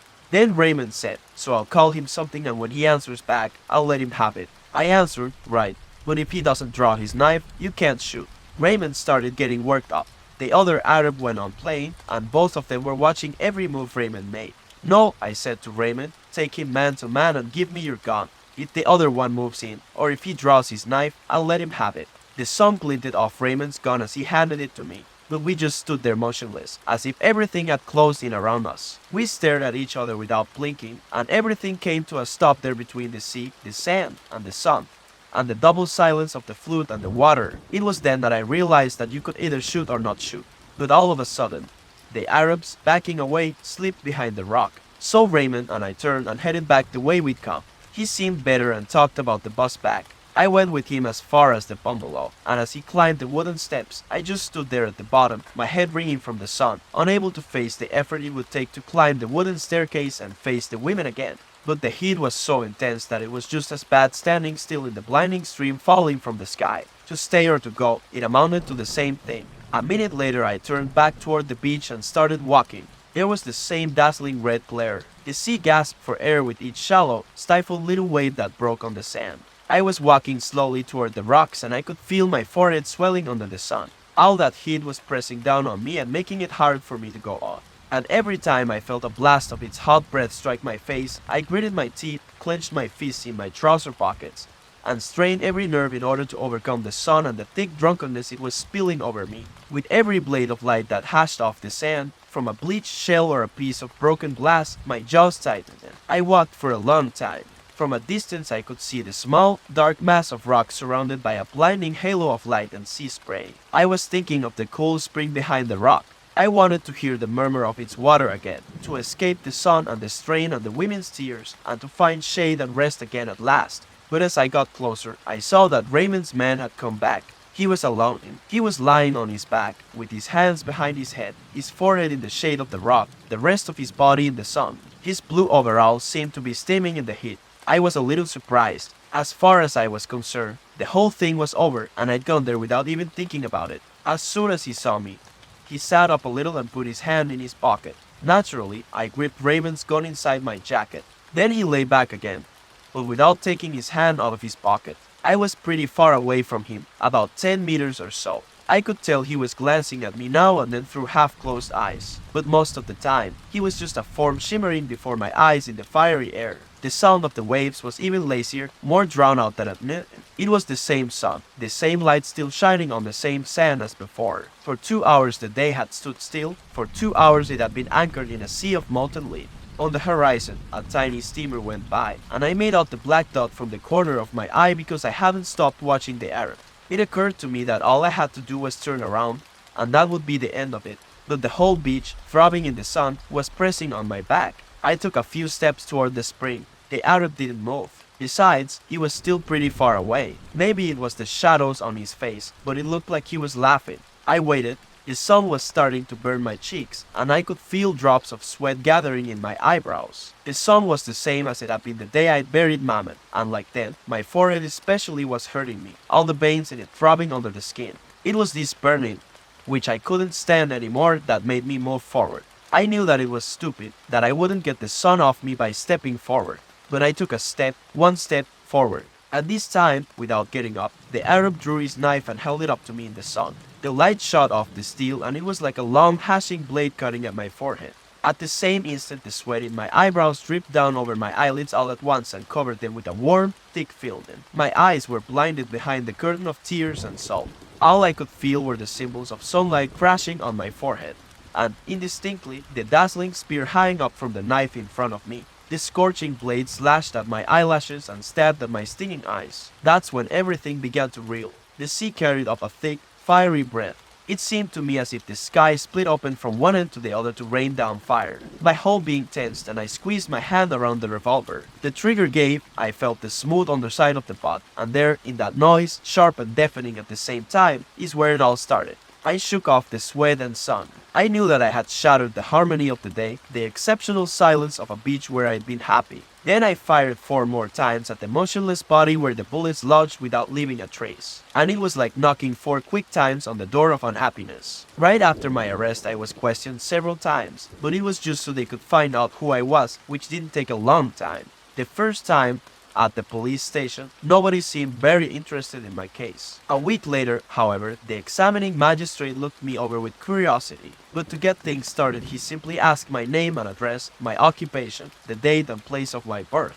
Then he wanted to know if I had hired an attorney. I admitted I hadn't and inquired whether it was really necessary to have one. "Why do you ask?" he said. I said I thought my case was pretty simple. He smiled and said, "That's your opinion. But the law is the law. If you don't hire an attorney yourself, the court will appoint one." I thought it was very convenient that the court should take care of those details. I told him so. He agreed with me and concluded that it was a good law. At first, I didn't take him seriously. I was led into a curtained room. There was a single lamp on his desk which was shining on a chair where he had me sit while he remained standing in the shadows. I had read descriptions of scenes like this in books, and it all seemed like a game to me. After our conversation, though, I looked at him and saw a tall, fine-featured man with deep-set blue eyes, a long gray mustache, and lots of thick, almost white hair. He struck me as being very reasonable and, overall, quite pleasant, despite a nervous tic which made his mouth twitch now and then, and on my way out I was even going to shake his hand, but just in time, I remembered that I had killed a man.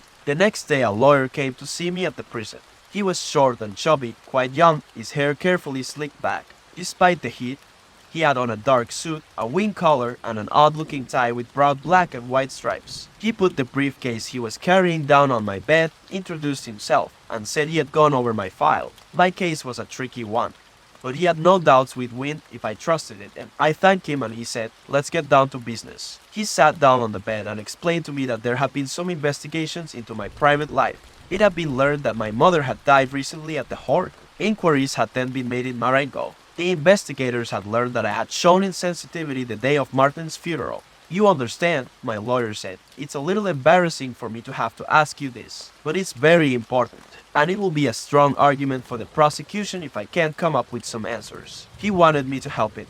He asked if I had felt any sadness that day. The question caught me by surprise, and it seemed to me that I would have been very embarrassed if I'd had to ask. Nevertheless, I answered that I had pretty much lost the habit of analyzing myself, and that it was hard for me to tell him what he wanted to know. I probably did love Mamet, but that didn't mean anything. At one time or another, all normal people have wished their loved ones were dead. Here the lawyer interrupted me, and he seemed very upset. He made me promise I wouldn't say that at my hearing or in front of the examining magistrate.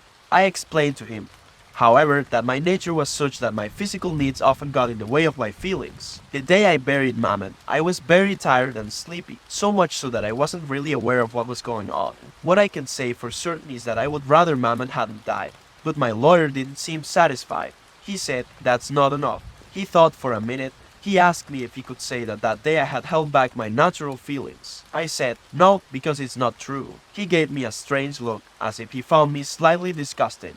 He told me in an almost snide way that in any case the director and the staff of the home would be called as witnesses and that things could get very nasty for me. I pointed out to him that none of this had anything to do with my case, but all he said was that it was obvious I had never had any dealings with the law. He left, looking angry. I wished I could have made him stay, to explain that I wanted things between us to be good, not so that he'd defend me better, but, if I can put it this way, good in a natural way. Mostly, I could tell, I made him feel uncomfortable. He didn't understand me, and he was sort of holding it against me. I felt the urge to reassure him that I was like everybody else, just like everybody else. But really there weren't many points, and I gave up.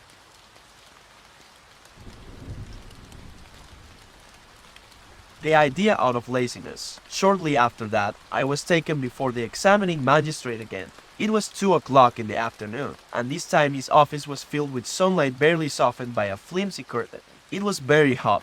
He had me sit down and very politely informed me that, due to unforeseen circumstances, my lawyer had been unable to come, but I had the right to remain silent and to wait for my lawyer's counsel. I said that I could answer for myself.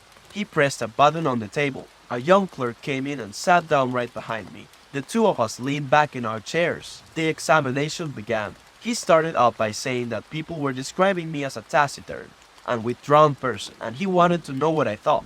I answered, "It's just that I don't have much to say, so I will keep quiet." He smiled the way he had the first time, agreed that that was the best reason of all, and added, "Besides, it's not important."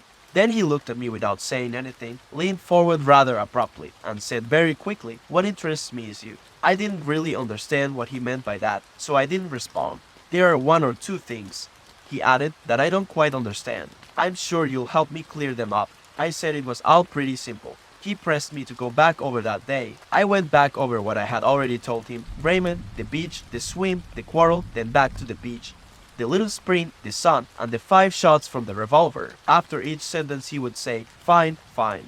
When I got to the body lying there, he nodded and said, "Good." But I was tired of repeating the same story over and over. It seemed as if I had never talked so much in my life. After a short silence, he stood up and told me that he wanted to help me, that I was interested in it, and that, with God's help, he would do something for me. But first he wanted to ask me a few more questions. Without working up to it, he asked if I loved Mamet. I said yes, the same as anyone, and the clerk, who up to then had been typing steadily, must have hit the wrong key, because he lost his place and had to go back. Again without any apparent logic. The magistrate then asked if I had fired all 5 shots at once. I thought for a minute, and explained that at first I had fired a single shot and then, a few seconds later, the other 4. Then he said, "Why did you pause between the first and second shot?" Once again I could see the red sand and feel the burning of the sun on my forehead. But this time I didn't answer. In the silence that followed, the magistrate seemed to be getting fidgety. He sat down, ran his fingers through his hair, put his elbows on his desk, and leaned toward me slightly with a strange look on his face. Why did you shoot at a body that was on the ground?" Once again I didn't know how to answer. The magistrate ran his hands across his forehead and repeated his question with a slightly different tone in his voice. "Why? You must tell me. Why?" Still I didn't say anything. Suddenly he stood up, strode over to a far corner of his office, and pulled out a drawer in a file cabinet. He took out a silver crucifix which he brandished as he came toward me. And in a completely different, almost cracked voice, he shouted, "Do you know what this is?" I said, "Yes, of course," speaking very quickly and passionately. He told me that he believed in God, that it was his conviction that no man was so guilty that God would not forgive him. But in order for that to happen, a man must repent, and in so doing become like a child whose heart is open and ready to embrace all. He was leaning all the way over the table. He was waving his crucifix almost directly over my head. To tell the truth, I had found it very hard to follow his reasoning, first because I was hot and there were big hits in his office that kept landing on my face, and also because he was scaring me a little. At the same time I knew that that was ridiculous because, after all, I was the criminal. He went on anyway. I vaguely understood that to his mind there was just one thing that wasn't clear in my confession: the fact that I had hesitated before I fired my second shot. The rest was fine. but that part he couldn't understand.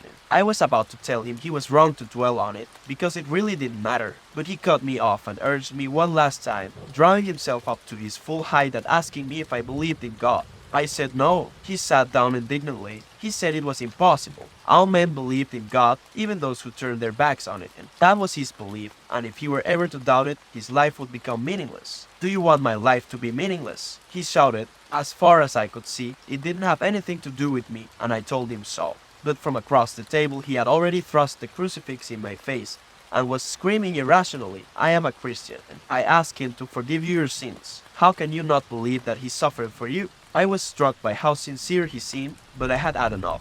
It was getting hotter and hotter. As always, whenever I want to get rid of someone I'm not really listening to, I make it appear as if I agree. To my surprise, he acted triumphant. You sin," he said. "You do believe, don't you? And you're going to place your trust in him, aren't you?" Obviously, I again said no. He fell back in his chair. He seemed to be very tired. He didn't say anything for a minute while the typewriter, which hadn't let up the whole time, I was still tapping out the last few sentences. Then he looked at me closely and with a little sadness in his face. In a low voice he said, "I have never seen a soul as hardened as yours. The criminals who have come before me have always wept at the sight of this image of suffering." I was about to say that that was precisely because they were criminals, but then I realized that I was one too. It was an idea I couldn't get used to. Then the judge stood up, as if to give me the signal that the examination was over. He simply asked, in the same weary tone, if I was sorry for what I had done. I thought about it for a minute, and said that more than sorry I felt kind of annoyed. I got the impression he didn't understand. But that was as far as things went that day. After that, I saw a lot of the magistrate, except that my lawyer was with me each time. But it was just a matter of clarifying certain things in my previous statements. Or else the magistrate would discuss the charges with my lawyer. But on those occasions, they never really paid much attention to me. Anyway, the tone of the questioning gradually changed. The magistrate seemed to have lost interest in me and to have come to some sort of decision about my case. He didn't talk to me about God anymore, and I never saw him as worked up as he was that first day. The result was that our discussions became more cordial. A few questions, a brief conversation with my lawyer, and the examinations were over. As the magistrate put it, my case was taking its course. And then sometimes, when the conversation was of a more general nature, I would be included. I started to breathe more freely. No one, in any of these meetings, was rough with me. Everything was so natural, so well handled, and so calmly acted out that I had the ridiculous impression of being one of the family. And I can say that at the end of the 11 months that this investigation lasted, I was almost surprised that I had ever enjoyed anything other than those rare moments when the judge would lead me to the door of his office, slap me on the shoulder, and say to me cordially, "That's all for today, Monsieur Antichrist." I would then be handed back over to the police. There are some things I've never liked talking about. A few days after I entered prison, I realized that I wouldn't like talking about this part of my life. Later on, though, I no longer saw any point to my reluctance. In fact, I wasn't really in prison those first few days. I was sort of waiting for something to happen. It was only after Marie's first and last visit that it all started. From the day I got her letter, from that day on I felt that I was at home in my cell and that my life was coming to a standstill there. The day of my arrest, I was first put in a room where there were already several other prisoners, most of them Arabs. They laughed when they saw me. Then they asked me what I was in for. I said I'd killed an Arab and they were all silent. A few minutes later, it got dark. They showed me how to fix the mat I was supposed to sleep on. One end could be rolled up to make a pillow. All night I felt bugs crawling over my face. A few days later I was put in a cell by myself, where I slept on wooden boards suspended from the wall. I had a bucket for a toilet and a tin wash basin. The prison was on the heights above the town, and through a small window I could see the sea. One day as I was gripping the bars, my face straining toward the light, a guard came in and told me I had a visitor. I thought it must be Marie. It's fun. To get to the visiting room I went down a long corridor, then down some stairs and finally another corridor. I walked into a very large room brightened by a huge bay window. The room was divided into 3 sections by 2 large grates that ran the length of the room.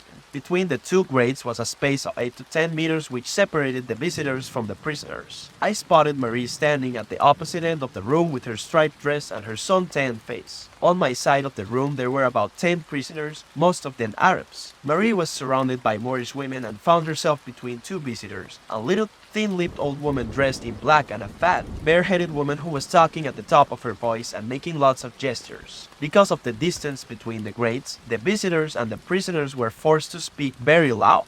When I walked in, the sound of the voices echoing off the room's high, bare walls and the harsh light pouring out of the sky onto the windows and spilling into the room brought on a kind of dizziness. My cell was quieter and darker. It took me a few seconds to adjust, but eventually I could see each face clearly, distinctly in the bright light. I noticed there was a guard sitting at the far end of the passage between the two grates. Most of the Arab prisoners and their families had squatted down facing each other. They weren't shouting, despite the commotion. They were managing to make themselves heard by talking in very low voices. Their subdued murmuring, coming from lower down, formed a kind of bass accompaniment to the conversations crossing above their heads. I took all this in very quickly as I made my way toward Marie. Already pressed up against the grate, she was smiling her best smile for me. I thought she looked very beautiful, but I didn't know how to tell her. Well, she called across to me. Well, here I am. Are you all right? Do you have everything you want? Yes, everything. We stopped talking and Marie went on smiling. A fat woman yelled to the man next to me. Her husband probably, a tall blonde guy with an honest face. It was the continuation of a conversation already underway. Jean wouldn't take him. She shouted as loudly as she could. "Oh ha," said the man. "I told her you'd take him back when you get out, but she wouldn't take it." Then it was Marie's turn to shout that Raymond sent his regards, and I said, "Thanks." But my voice was drowned out by the man next to me, who asked, "Is he all right?"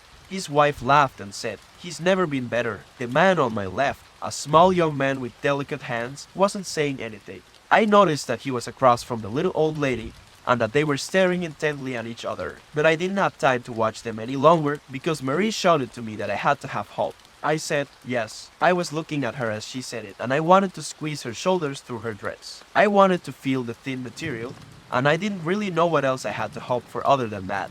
But that was probably what Marie meant, because she was still smiling. All I could see was the sparkle of her teeth and the little folds of her eyes. She shouted again, "You'll get out and we'll get married." I answered, "You think so," but it was mainly just to say something.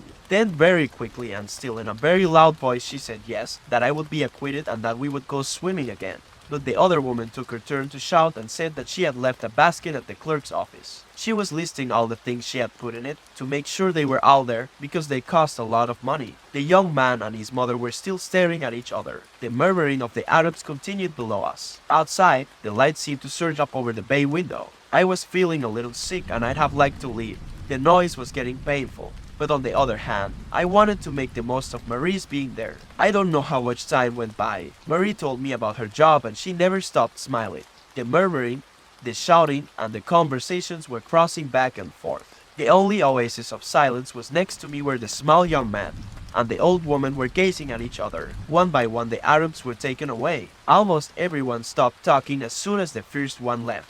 The little old woman moved closer to the bars, and at the same moment a guard motioned to her son. He said goodbye, Maman, and she reached between two bars to give him a long, slow little wave. She left just as another man came in, hat in hand, and took her place. Another prisoner was brought in and they talked excitedly, but softly, because the room had once again grown quiet. They came for the man on my right, and his wife said to him without lowering her voice, as if she hadn't noticed there was no need to shout anymore, "Take care of yourself and be careful." Then it was my turn.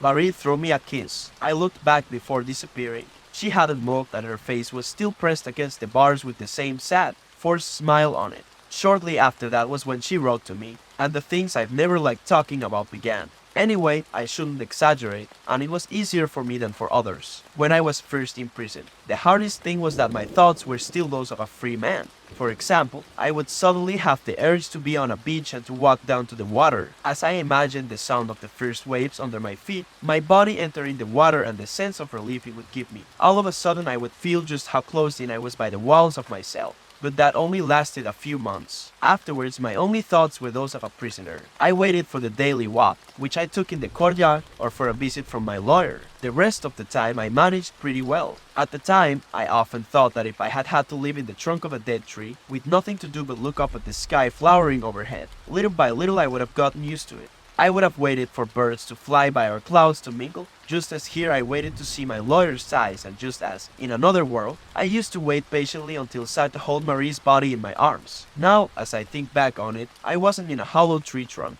There were others worse off than me. Anyway, it was one of Maman's ideas, and she often repeated it, that after a while you could get used to anything. Besides, I usually didn't take things so far. The first months were hard, but in fact the effort I had to make helped pass the time. For example, I was tormented by my desire for a woman. It was only natural, I was young. I never thought specifically of Marie, but I thought so much about a woman, about women, about all the ones I had known, about all the circumstances in which I had enjoyed them, that my cell would be filled with their faces and crowded with my desires. In one sense, it threw me off balance, but in another, it killed time. I had ended up making friends with the head guard, who used to make the rounds with the kitchen hands at mealtime, and he's the one who first talked to me about women. He told me it was the first thing the others complained about. I told him it was the same for me and that I thought it was unfair treatment. But, he said, that's exactly why you're in prison. What do you mean that's why? Well, yes, freedom, that's why. They've taken away from your freedom. I'd never thought about that. I agreed. It's true, I said. Otherwise, what would be the punishment? Right. You see, you understand these things. The rest of them don't, but they just end up doing it by themselves. The guard left after that. There were cigarettes, too, when I entered prison. They took away my belt, my shoelaces, my tie, and everything I had in my pockets, my cigarettes in particular. Once I was in my cell, I asked to have them back, but I was told I wasn't allowed. The first few days were really rough.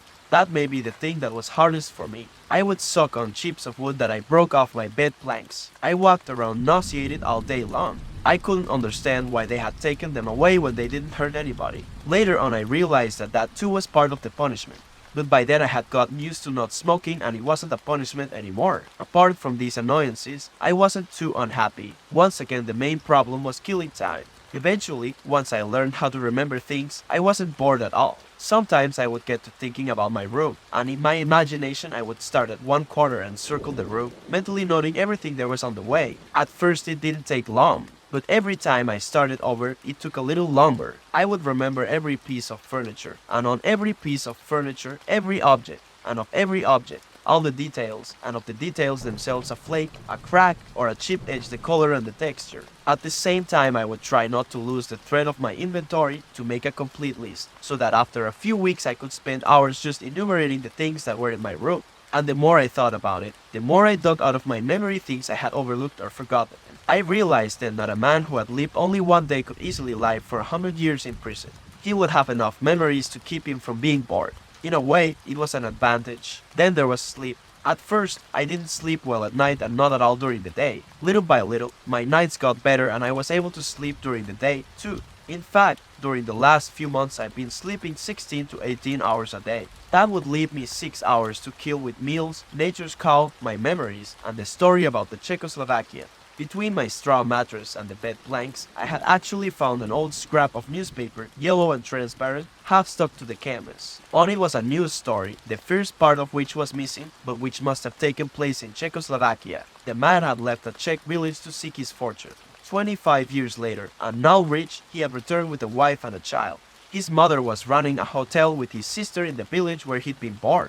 In order to surprise them, he had left his wife and child at another hotel and gone to see his mother, who didn't recognize him when he walked in, and as a joke he'd had the idea of taking a room.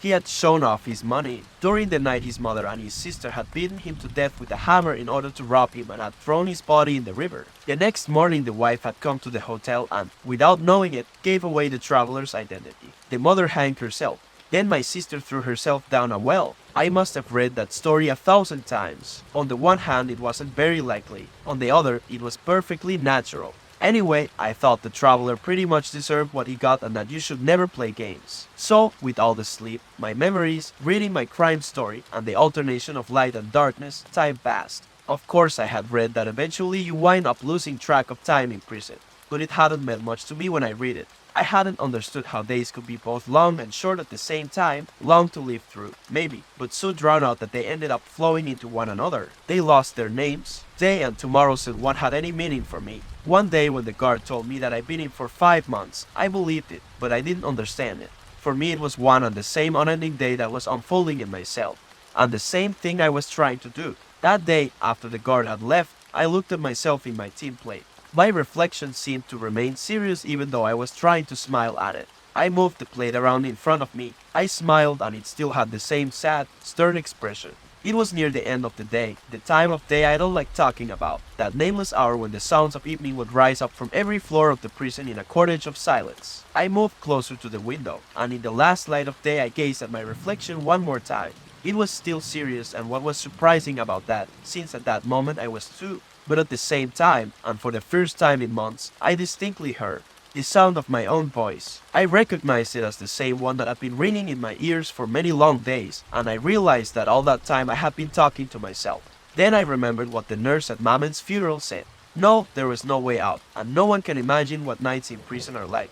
But I can honestly say that the time from summer to summer went very quickly, and I knew as soon as the weather turned hot that something new was in store for me. My case was set down for the last session of the Court of Assizes, and that session was due to end sometime in June. The trial opened with the sun blaring outside. My lawyer had assured me that it wouldn't last more than 2 or 3 days. Besides, he had added, the court will be pressed for time. Yours isn't the most important case of the session.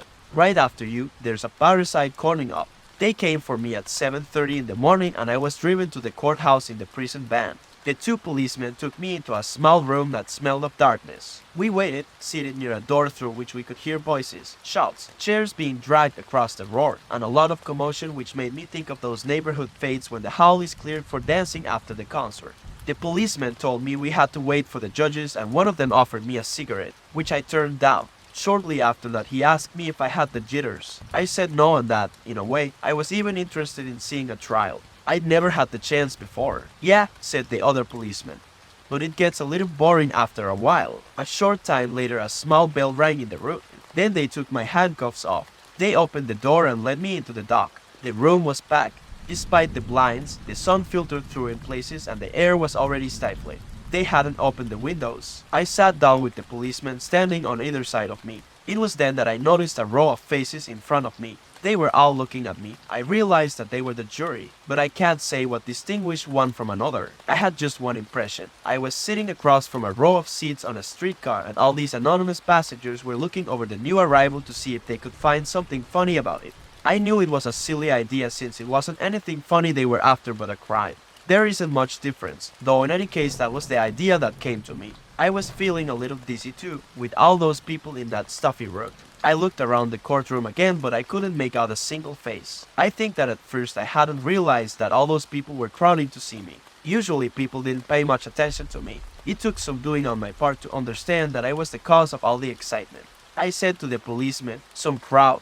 He told me it was because of the press, and he pointed to a group of men at a table just below the jury box. He said, "That's them." I asked, "Who?" And he repeated, "The press." He knew one of the reporters, who just then spotted him and was making his way toward us. He was an older, friendly man with a twisted little grin on his face. He gave the policeman a warm handshake.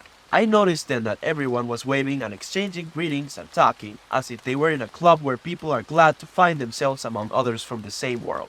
That is how I explained to myself the strange impression I had of being an odd man out, a kind of intruder. Yet the reporter turned and spoke to me with a smile. He told me that he hoped everything would go well for me. I thanked him and he added, "You know, we've blown your case up a little. Summer is the slow season for the news, and your story and the parasite were the only ones worth bothering about." Then he pointed in the direction of the group he had just left, at a little man who looked like a fattened up weasel. He told me that the man was a special correspondent for a Paris paper. Actually, he didn't come because of you, but since they assigned him to cover the parasite trial, they asked him to send a dispatch about your case at the same time. And again I almost thanked him, but I thought that that would be ridiculous. He waved cordially, shyly, and left us. We waited a few more minutes. My lawyer arrived, in his gown, surrounded by lots of colleagues. He walked over to the reporters and shook some hands. They joked and laughed and looked completely at ease until the moment when the bell in the court rang. Everyone went back to his place. My lawyer walked over to me, shook my hand, and advised me to respond briefly to the questions that would be put to me, not to volunteer anything, and to leave the rest of it. To my left I heard the sound of a chair being pulled out and I saw a tall, thin man dressed in red and wearing a pince nez who was carefully folding his robe as he sat down. That was the prosecutor. A bailiff said, "I'll rise." At the same time, 2 large fans started to whir. 3 judges, 2 in black, the 3rd in red, entered with files in hand and walked briskly to the rostrum which dominated the room. The man in the red gown sat on the chair in the middle, set his cap down in front of him, wiped his bald little head with a handkerchief, and announced that the court was now in session. The reporters already had their pens in hand. They all had the same indifferent and somewhat snide look on their faces. One of them, however, much younger than the others, wearing grey flannels and a blue tie, had left his pail lying in front of him and was looking at me. All I could see in his slightly lopsided face were his two very bright eyes, which were examining me closely without betraying any definable emotion. And I had the odd impression of being watched by myself. Maybe it was for that reason, and also because I wasn't familiar with all the procedures, that I didn't quite understand everything that happened next. The drawing of lots for the jury, the questions put by the presiding judge to my lawyer, the prosecutor, and the jury, the quick reading of the indictment, in which I recognized names of people and places, and some more questions to my lawyer. Anyway, the presiding judge said he was going to proceed with the calling of witnesses. The bailiff read off some names that caught my attention. In the middle of what until then had been a shapeless mass of spectators, I saw them stand up one by one, only to disappear again through a side door, the director and the caretaker from the home, old Thomas Perez, Raymond, Masson, Salamano, and Marie. She waved to me anxiously. I was still feeling surprised that I hadn't seen them before when Celeste, the last to be called, stood up. I recognized next to him the little woman from the restaurant, with her jacket and her stiff and determined manner. She was staring right at me, but I didn't have time to think about them, because the presiding judge started speaking. He said that the formal proceedings were about to begin, and that he didn't think he needed to remind the public to remain silent. According to him, he was there to conduct in an impartial manner the proceedings of a case which he would consider objectively. The verdict returned by the jury would be taken in a spirit of justice, and, in any event, he would have the courtroom cleared of the slightest disturbance. It was getting hotter, and I could see the people in the courtroom fanning themselves with newspapers, which made a continuous low rustling sound. The presiding judge gave a signal, and the bailiff brought over 3 fans made of woven straw which the judges started waving immediately. My examination began right away. The presiding judge questioned me calmly and even, it seemed to me, with a hint of cordiality. Once again he had me state my name, age, date and place of birth, and although it irritated me, I realized it was only natural, because it would be a very serious thing to try the wrong man. Then he reread the narrative of what I'd done, turning to me every few sentences to ask is that correct. Each time I answered yes, Your Honor, as my lawyer had instructed me to do. It took a long time because the judge went into minute detail in his narrative. The reporters were writing the whole time. I was conscious of being watched by the youngest of them, and by the little robot woman. Everyone on the row of streetcar seats turned directly toward the judge, who coughed, leafed through his file, and turned toward me, fanning himself. He told me that he now had to turn to some questions that might seem irrelevant to my case but might in fact have a significant bearing on it. I knew right away he was going to talk about Mammon again, and at the same time I could feel how much it irritated me. He asked me I had put Mammon in the home. I answered that it was because I didn't have the money to have her looked after and cared for. He asked me if it had been hard on me, and I answered that Martin and I didn't expect anything from each other anymore, or from anyone else either, and that we had both gotten used to our new lives. The judge then said that he didn't want to dwell on this point, and he asked the prosecutor if he had any further questions. The prosecutor had his back half turned to me, and without looking at me he stated that, with the court's permission, he would like to know whether I had gone back to the spring by myself intending to kill the Arab. No, I said. Well, then, why was I armed and why did I return to precisely that spot? I said it just happened that way, and the prosecutor noted in a nasty voice, that will be all for now. After that things got a little confused, at least for me. But after some conferring, the judge announced that the hearing was adjourned until the afternoon, at which time the witnesses would be heard. I didn't even have time to think.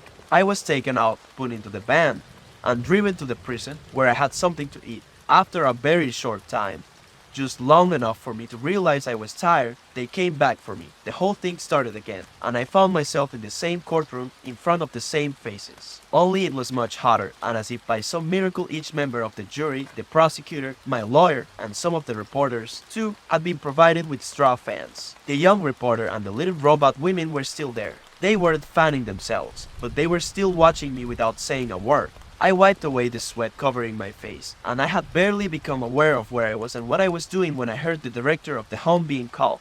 He was asked whether Marner ever complained about me, and he said yes, but that some of it was just the way the residents all had to complain about their relatives. The judge had him clarify whether she used to reproach me for having put her in the home, and the director again said yes, but this time he didn't add anything else. To another question he replied that he had. I was surprised by my calm on the day of the funeral.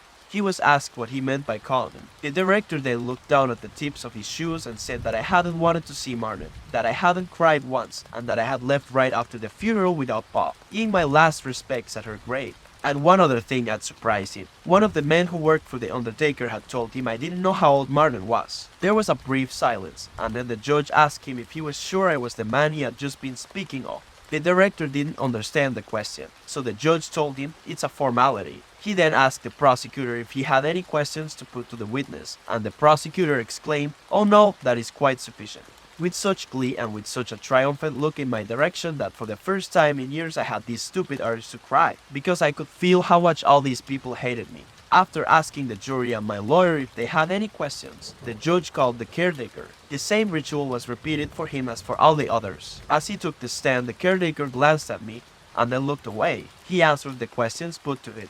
He said I hadn't wanted to see Mamet, that I had smoked and slept some, and that I had had some coffee. It was then I felt a stirring go through the room, and for the first time I realized that I was guilty. The caretaker was asked to repeat the part about the coffee and the cigarette. The prosecutor looked at me with an ironic gleam in his eye. At that point my lawyer asked the caretaker if it wasn't true that he had smoked a cigarette with me. But the prosecutor objected vehemently to this question. Who is on trial here and what kind of tactics are these? Trying to take the witnesses for the prosecution in an effort to detract from testimony that remains nonetheless overwhelming. In spite of all that, the judge directed the caretaker to answer the question. The old man looked embarrassed and said, "I know I was wrong to do it, but I couldn't refuse the cigarette when the monsieur offered it to me." Lastly, I was asked if I had anything to add. "Nothing," I said, "except that the witness is right. It's true, I did offer him a cigarette." The caretaker gave me a surprised and somehow grateful look. He hesitated and then he said that he was the one who offered me the coffee. My lawyer was exultant and stated loudly that the jury would take note of the fact. But the prosecutor shouted over our heads and said, "Indeed, the jury will take note of the fact, and they will conclude that a stranger may offer a cup of coffee, but that beside the body of the one who brought him into the world, a son should have refused it." The caretaker went back to his bench.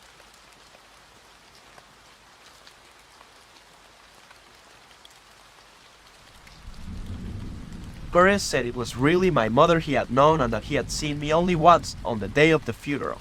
He was asked how I had acted that day and he replied, "You understand, I was too sad, so I didn't see anything. My sadness made it impossible to see anything, because for me it was a very great sadness, and I even fainted, so I wasn't able to see the monsieur." The prosecutor asked him if he had at least seen me cry.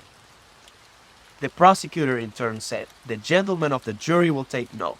But my lawyer got angry. He asked Perez in what seemed to be an exaggerated tone of voice if he had seen me not cry. Perez dijo, "No." The spectators laughed, and my lawyer, rolling up one of his sleeves, said with finality, "Here we have a perfect reflection of this entire trial. Everything is true and nothing is true." The prosecutor had a blank expression on his face, and with a pencil he was poking holes in the title page of his case file. After a 5-minute recess, during which my lawyer told me that everything was working out for the best, we heard the testimony of Celeste, who was called by the defense. The defense meant me. Every now and then Celeste would glance over in my direction and rotate his Panama hat in his hands. He was wearing the new suit he used to put on to go with me to the races, sometimes on Sundays. But I think he must not have been able to get his collar on, because he only had a brass stud keeping his shirt fastened.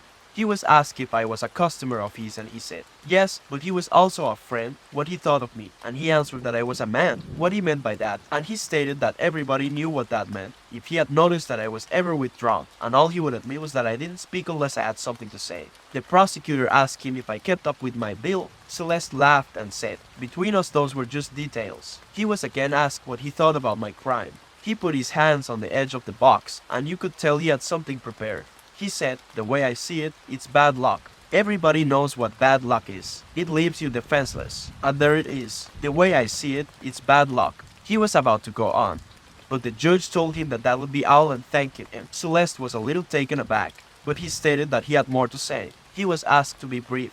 He again repeated that it was bad luck, and the judge said, yes, fine, but we are here to judge just this sort of bad luck. Thank you. And as if he had reached the end of both his knowledge and his goodwill, Celeste then turned toward me. It looked to me as if his eyes were glistening and his lips were trembling. He seemed to be asking me what else he could do. I said nothing. I made no gesture of any kind, but it was the first time in my life I ever wanted to kiss a man. The judge again instructed him to step down. Celeste went and sat among the spectators. He sat there throughout the entire trial, leaning forward, his elbows on his knees, the Panama hat in his hands, listening to everything that was said. Marie entered. She had put on a hat and she was still beautiful, but I liked her better with her hair loose. From where I was sitting, I could just make out the slight fullness of her breast, and I recognized the little out of her lower lip. She seemed very nervous. Right away she was asked how long she had known me. She said since the time she worked in our office. The judge wanted to know what her relation to me was. She said she was my friend, and to another question she answered yes, it was true that she was supposed to marry me. Flipping through a file, the prosecutor asked her bluntly when our liaison had begun. She indicated the date. The prosecutor remarked indifferently that if he was not mistaken, that was the day after Mamet died. Then in a slightly ironic tone he said that he didn't mean to dwell on such a delicate matter and that he fully appreciated Marie's misgivings, but that he was duty-bound to go beyond propriety. So he asked Marie to describe briefly that day when I first met her. Marie didn't want to, but at the prosecutor's insistence, she went over our swim, the movies, and went back to my place. The prosecutor said that after Marie had given her statements to the magistrate, he had consulted the movie listings for that day. He added that Marie herself would tell the court what film was showing. In an almost expressionless voice, she did in fact tell the court that it was a Fernando film. By the time she had finished, there was complete silence in the courtroom. The prosecutor then rose and, very gravely and with what struck me as real emotion in his voice, his finger pointing at me, said slowly and distinctly, "Gentlemen of the jury, the day after his mother's death, this man was out swimming, starting up a dubious liaison, and going to the movies, a comedy, for laughs. I have nothing further to say." He sat down in the still silent courtroom, but all of a sudden Marie began to sob, saying it wasn't like that, there was more to it, and that she was being made to say the opposite of what she was thinking, that she knew me and I hadn't done anything wrong. But at a signal from the judge, the bailiff ushered her out and the trial proceeded. Hardly anyone listened after that when Massett testified that I was an honest man, and I'd even say a decent one. Hardly anyone listened to Salamano either when he recalled how I had been good to his dog and when he answered a question about my mother and me by saying that I had run out of things to say to Mamet, and that was why I'd put her in the home. "You must understand," Salamano kept saying, "you must understand." But no one seemed to understand. He was ushered out. Next came Raymond, who was the last witness. He waved to me and all of a sudden, he blurted out that I was innocent. But the judge advised him that he was being asked not for judgments but for facts. He was instructed to wait for the questions before responding. He was directed to state precisely what his relations with the victims were. Raymond took this opportunity to say that he was the one the victim hated ever since he had hit the guy's sister. Nevertheless, the judge asked him whether the victim hadn't also had reason to hate me. Raymond said that my being at the beach was just a chance. The prosecutor then asked him how it was that the letter that set the whole drama in motion had been written by me. Raymond responded that it was just chance. The prosecutor retorted that chance already had a lot of misdeeds on its conscience in this case. He wanted to know if it was just by chance that I hadn't intervened when Raymond had beaten up his girlfriend, just by chance that I had acted as a witness at the police station, and again just by chance that my statements on that occasion had proved to be so convenient. Finishing up, he asked Raymond how he made his living, and when Raymond replied warehouse guard, the prosecutor informed the jury that it was common knowledge that the witness practiced the profession of procurer. I was his friend and accomplice. They had before them the basis of crimes, a crime made worse than sordid by the fact that they were dealing with a monster, a man without morals. Raymond wanted to defend himself and my lawyer objected, but they were instructed that they must let the prosecutor finish. "I have little to add," the prosecutor said. "Was he your friend?" he asked.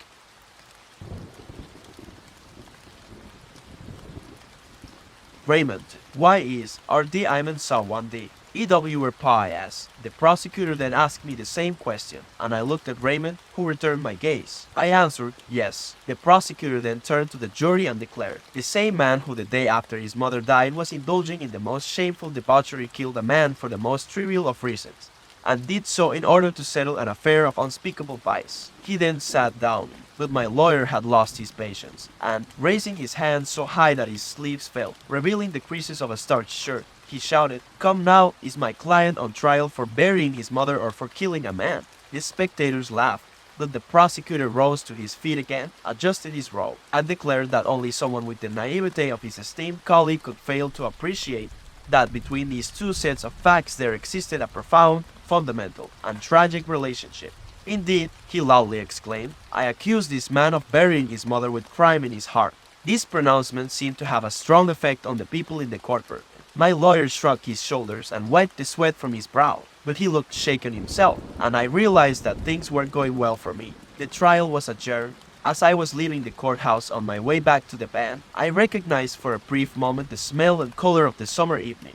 In the darkness of my mobile prison, I could make out one by one, as if from the depths of my exhaustion, all the familiar sounds of a town I loved and of a certain time of day when I used to feel happy. The cries of the newspaper vendors in the already languid air, the last few birds in the square, the shouts of the sandwich sellers, the screech of the streetcars turning sharply through the upper town, and that hum in the sky before night engulfs the port, all this mapped out for me a route I knew so well before going to prison and which now I travel blind.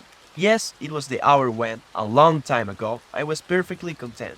What awaited me back then was always a night of easy, dreamless sleep. And yet something had changed, since it was back to my cell that I went to wait for the next day, as if familiar paths traced in summer skies could lead as easily to prison as to the sleep of the innocent. Even in the prisoner's dock, it's always interesting to hear people talk about you. And during the summations by the prosecutor and my lawyer, there was a lot said about me, maybe more about me than about my crime, but were there two speeches so different after all? My lawyer raised his arms and pleaded guilty, but with an explanation.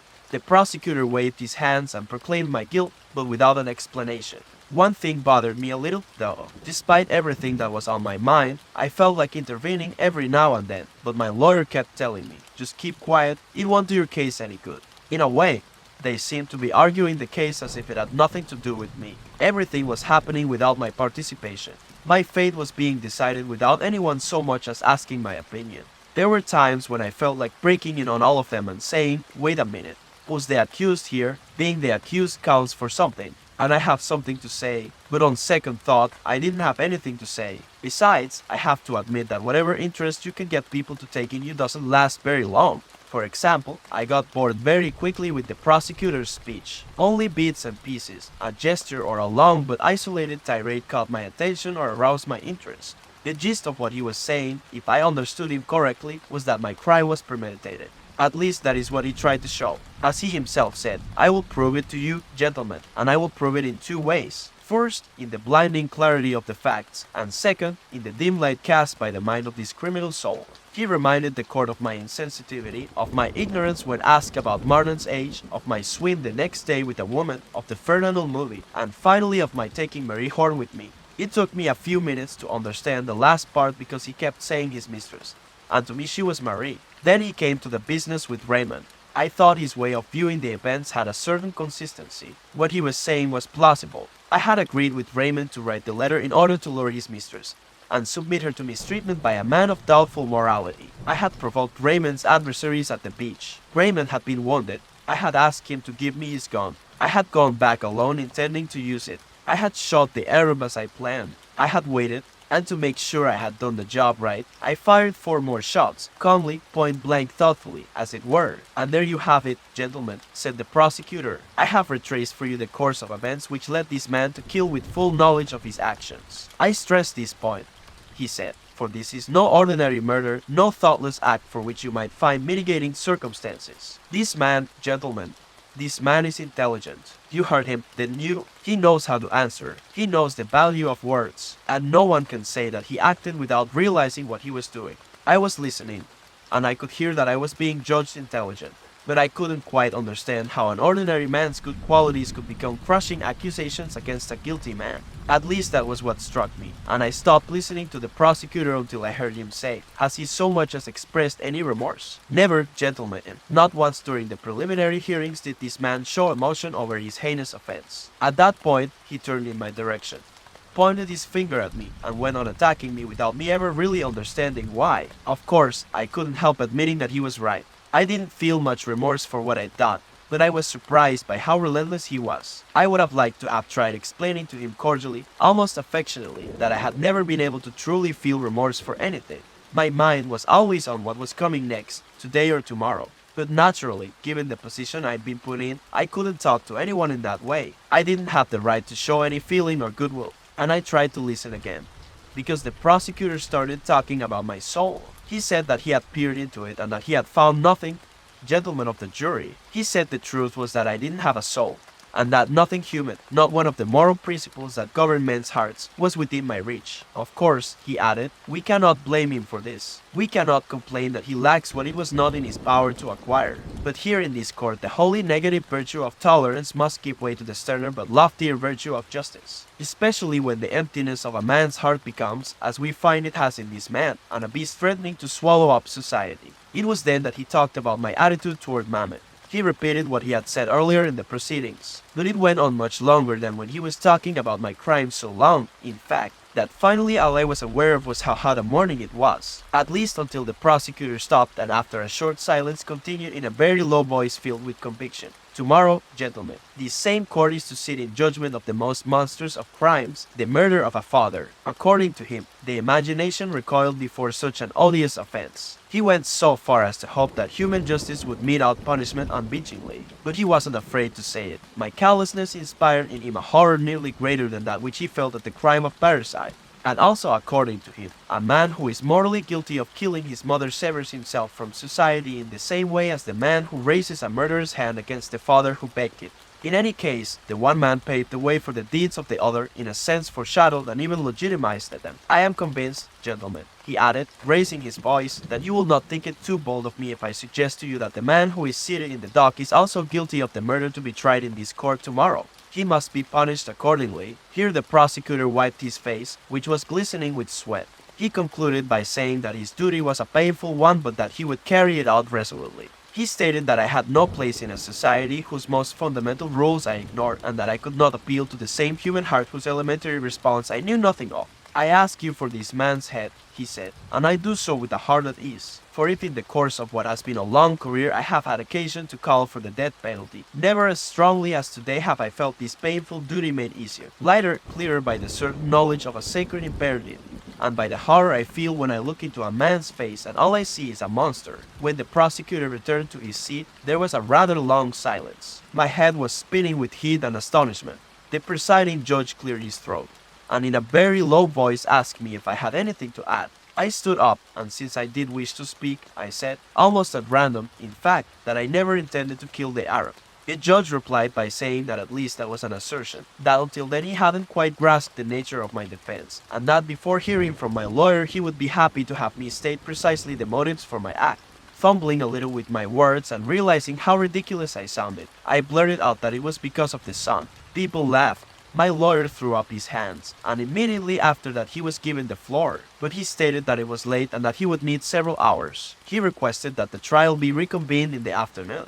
The court granted his motion. That afternoon the big fans were still churning the thick air in the courtroom and the jurors' brightly colored fans were all moving in unison. It seemed to me as if my lawyer's summation would never end. At one point, though, I listened, because he was saying, "It is true I killed a man." He went on like that, saying that whenever he was speaking about me, I was completely taken aback. I leaned over to one of the guards and asked him why he was doing that. He told me to keep quiet, and a few seconds later he added, "All lawyers do it." I thought it was a way to exclude me even further from the case, reduce me to nothing, and, in a sense, substitute himself for me. But I think I was already very far removed from that courtroom, and besides, my lawyer seemed ridiculous to me. He rushed through a plea of provocation, and then he too talked about my soul. But to me he seemed to be a lot less talented than the prosecutor. "One, too," he said, "appeared into this man's soul, but unlike the esteemed representative of the government prosecutor's office, I did see something there, and I can assure you that I read it like an open book. What he read was that I was an honest man, a steadily employed, tireless worker, loyal to the firm that employed him, well-liked, and sympathetic to the misfortunes of others. To him, I was a model son who had supported his mother as long as he could. In the end, I had hoped that a horn for the aged would give the old woman the comfort that with my limited means I could not provide for her. Gentlemen," he added, "I am amazed that so much has been made of this horn, for after all, if it were necessary to prove the usefulness and importance of such institutions, all one would have to say is that it is the state itself which subsidizes them. The only thing is, he didn't say anything about the funeral, and I thought that that was a glaring omission in his summation. But all the long speeches, all the interminable days and hours that people had spent talking about my soul, had left me with the impression of a colorless swirling river that was making me dizzy. In the end, all I remember is that while my lawyer went on talking, I could hear through the expanse of chambers and courtrooms an ice cream vendor blowing his tin trumpet out in the street. I was assailed by memories of a life that wasn't mine anymore, but one in which I'd found the simplest and most lasting joys, the smells of summer, the part of town I loved, a certain evening sky, Marie's dresses, and the way she laughed. The utter pointlessness of whatever I was doing there seized me by the throat, and all I wanted was to get it over with and get back to my cell and sleep. I barely even heard when my lawyer, wrapping up, exclaimed that the jury surely would not send an honest, hard-working man to his death because he had lost control of himself for one moment, and then he asked them to find extenuating circumstances for a crime for which I was already suffering the most agonizing of punishments, eternal remorse. Court was adjourned and my lawyer sat back down. He looked exhausted, but his colleagues came over to shake his hand. I heard that was brilliant. One of them even appealed to me as a witness. Wasn't it? He said. I agreed, but my congratulations weren't sincere because I was too tired. Meanwhile, the sun was getting low outside and it wasn't as hot anymore. From what street noises I could hear, I sensed the sweetness of evening coming on.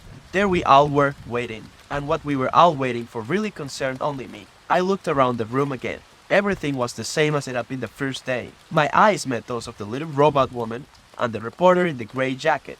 That reminded me that I hadn't tried to catch Marie's eye once during the whole trial. I hadn't forgotten about her, I just had too much to do. I saw her sitting between Celeste and Raymond, and she made a little gesture as if to say at last. There was a worried little smile on her face, but my heart felt nothing, and I couldn't even return her smile. The judges came back in. Very quickly a series of questions were read to the jury. I heard guilty of murder, premeditated, extenuating circumstances. The jurors filed out, and I was taken to the little room where I had waited before. My lawyer joined me. He was very talkative and spoke to me more confidently and cordially than he ever had before. He thought that everything would go well, and that I would get off with a few years in prison or at hard labor. I asked him whether he thought there was any chance of overturning the verdict if it was unfavorable. He said no. His tactic had been not to file any motions so as not to antagonize the jury. He explained to me that verdicts weren't set aside just like that, for nothing. That seemed obvious and I accepted his logic.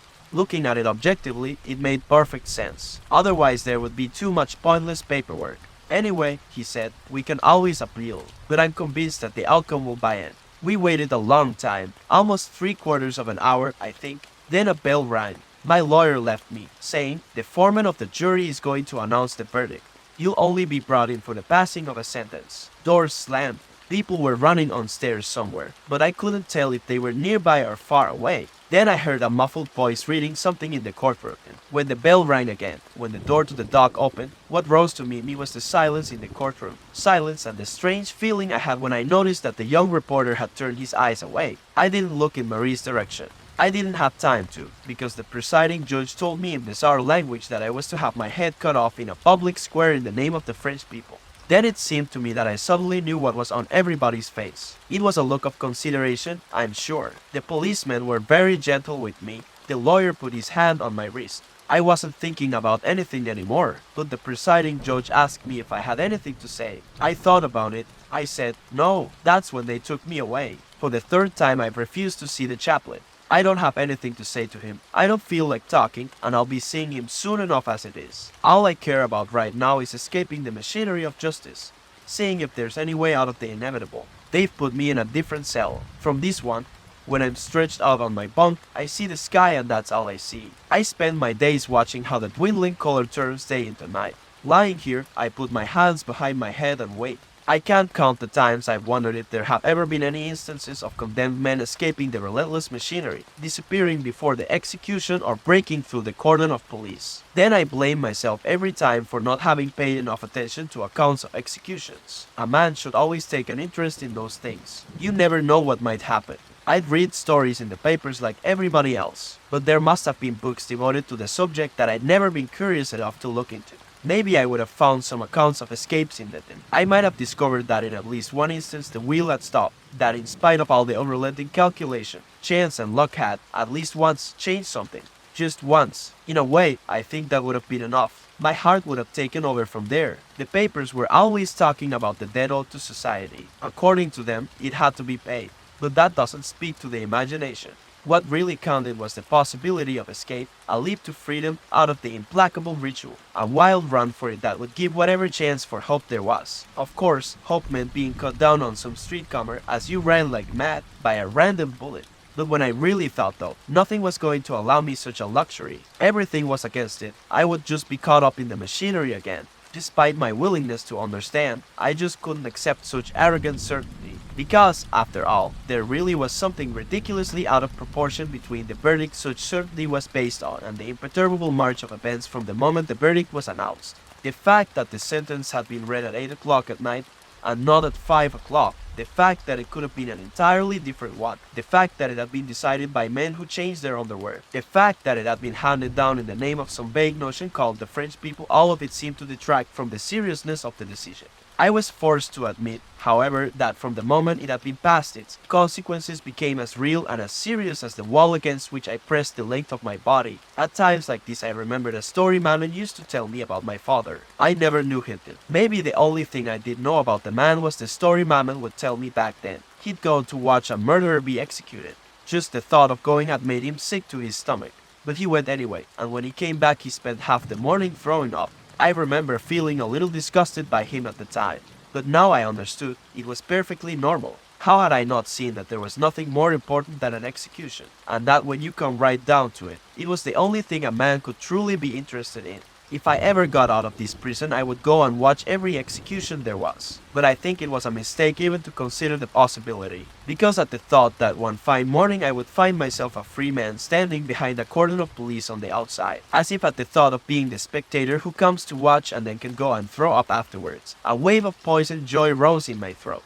But I wasn't being reasonable. It was a mistake to let myself get carried away by such imaginings, because the next minute I would get so cold that I would curl up into a ball under my blanket and my teeth would be chattering, and I couldn't make them stop. But naturally, you can't always be reasonable. At other times, for instance, I would make up new laws. I would reform the penal code. I'd realized that the most important thing was to give the condemned man a chance. Even 1 in 1,000 was good enough to set things right. So it seemed to me that you could come up with a mixture of chemicals that if ingested by the patient would kill him 9 times out of 10. But he would know that that would be the one condition. For by giving it some hard thought, by considering the whole thing calmly, I could see that the trouble with the guillotine was that you had no chance at all, absolutely none. The fact was that it had been decided once and for all that the patient was to die. It was an open and shut case, a fixed arrangement, a tacit agreement that there was no question of going back on. If by some extraordinary chance the blade failed, they would just start over. So the thing that bothered me most was that the condemned man had to hope the machine would work the first time. And I say that's wrong, and in a way I was right. But in another way I was forced to admit that that was the whole secret of a good organization. In other words, the condemned man was forced into a kind of moral collaboration. It was in his interest that everything went off without a hitch. I was also made to see that until that moment I had mistaken ideas about these things. For a long time I believed, and I don't know why, that to get to the guillotine you had to climb stairs onto a scaffold. I think it was because of the French Revolution. Because of everything I'd been taught or shown about it. But one morning I remembered seeing a photograph that appeared in the papers at the time of a much talked about execution. In reality, the machine was set up right on the ground, as simple as you please. It was much narrower than I thought. It was funny, I'd never noticed that before. I'd been struck by this picture because the guillotine looked like such a precision instrument, perfect and gleaming. You always get exaggerated notions of things you don't know anything about. I was made to see that contrary to what I thought, everything was very simple. The guillotine is on the same level as the man approaching it. He walks up to it is the way you walk up to another person. That bothered me too. Mounting the scaffold, going right up into the sky, was something the imagination could hold on to. Whereas, once again, the machine destroyed everything, you were killed discreetly, with a little shame and with great precision. There were 2 other things I was always thinking about, the dawn and my appeal. I would reason with myself, though, and try not to think about them anymore. I would stretch out, look at the sky, and force myself to find something interesting about it. It would turn green. That was evening. I would make another effort to divert my thoughts. I would listen to my heartbeat. I couldn't imagine that this sound which had been with me for so long could ever stop. I've never really had much of an imagination, but still I would try to picture the exact moment when the beating of my heart would no longer be going on inside my head. But it was no use. The dawn or my appeal would still be there. I would end up telling myself that the most rational thing was not to hold myself back. They always came at dawn, I knew that, and so I spent my nights waiting for that dawn. I've never liked being surprised. If something is going to happen to me, I want to be there. That's why I ended up sleeping only a little bit during the day and then, all night long, waited patiently for the first light to show on the plane of sky. The hardest time was that uncertain hour when I knew they usually set to work. After midnight, I would wait and watch. My ears had never heard so many noises or picked up such small sounds. One thing I can say, though, is that in a certain way I was lucky that whole time, since I never heard footsteps. Manon used to say that you can always find something to be happy about. In my prison, when the sky turned red and a new day slipped into my cell, I found out that she was right, because I might just as easily have heard footsteps, and my heart could have burst. Even though I would rush to the door at the slightest shuffle, even though with my ear pressed to the wood, I would wait frantically until I heard the sound of my own breathing. Terrified to find it so hoarse, like a dog's panting, my heart would not burst after all, and I would have gained another 24 hours. All day long there was the thought of my appeal. I think I got everything out of it that I could. I would assess my holdings and get the maximum return on my thoughts. I would always begin by assuming the worst. My appeal was denied. Well, so I'm going to die, sooner than other people will, obviously. But everybody knows life isn't worth living. Deep down I knew perfectly well that it doesn't much matter whether you die at 30 or at 70, since in either case other men and women will naturally go on living and for thousands of years. In fact, nothing could be clearer. Whether it was now or 20 years from now, I would still be the one dying. At that point, what would disturb my train of thought was the terrifying leap I would feel my heart take at the idea of having 20 more years of life ahead of me. But I simply had to stifle it by imagining what I'd be thinking in 20 years when it would all come down to the same thing anyway. Since we're all going to die, it's obvious when and it doesn't matter. Therefore, I had to accept the rejection of my appeal. Then and only then would I have the right, so to speak, would I give myself permission, as it were, to consider the alternative hypothesis. I was pardoned. The trouble was that I would somehow have to cool the hot blood that would suddenly surge through my body and sting my eyes with a delirious joy. It would take all my strength to quiet my heart to be rational. In order to make my resignation to the first hypothesis more plausible, I had to be level-headed about this one as well. If I succeeded, I gained an hour of calm. That was something anyway. It was at one such moment that I once again refused to see the chaplain. I was lying down, and I could tell from the golden glow in the sky that evening was coming on. I had just denied my appeal and I could feel the steady pulse of my blood circulating inside me. I didn't need to see the chaplain. For the first time I thought about Marie for a long time. The days had been long since she'd stopped writing. That evening I thought about it and told myself that maybe she had gotten tired of being the girlfriend of a condemned man. It also occurred to me that maybe she was sick or dead. These things happened. How was I to know, since apart from our two bodies, now separated, there wasn't anything to keep us together or even to remind us of each other. Anyway, after that, remembering Marie meant nothing to me. I wasn't interested in her death. That seemed perfectly normal to me, since I understood very well that people would forget me when I was dead.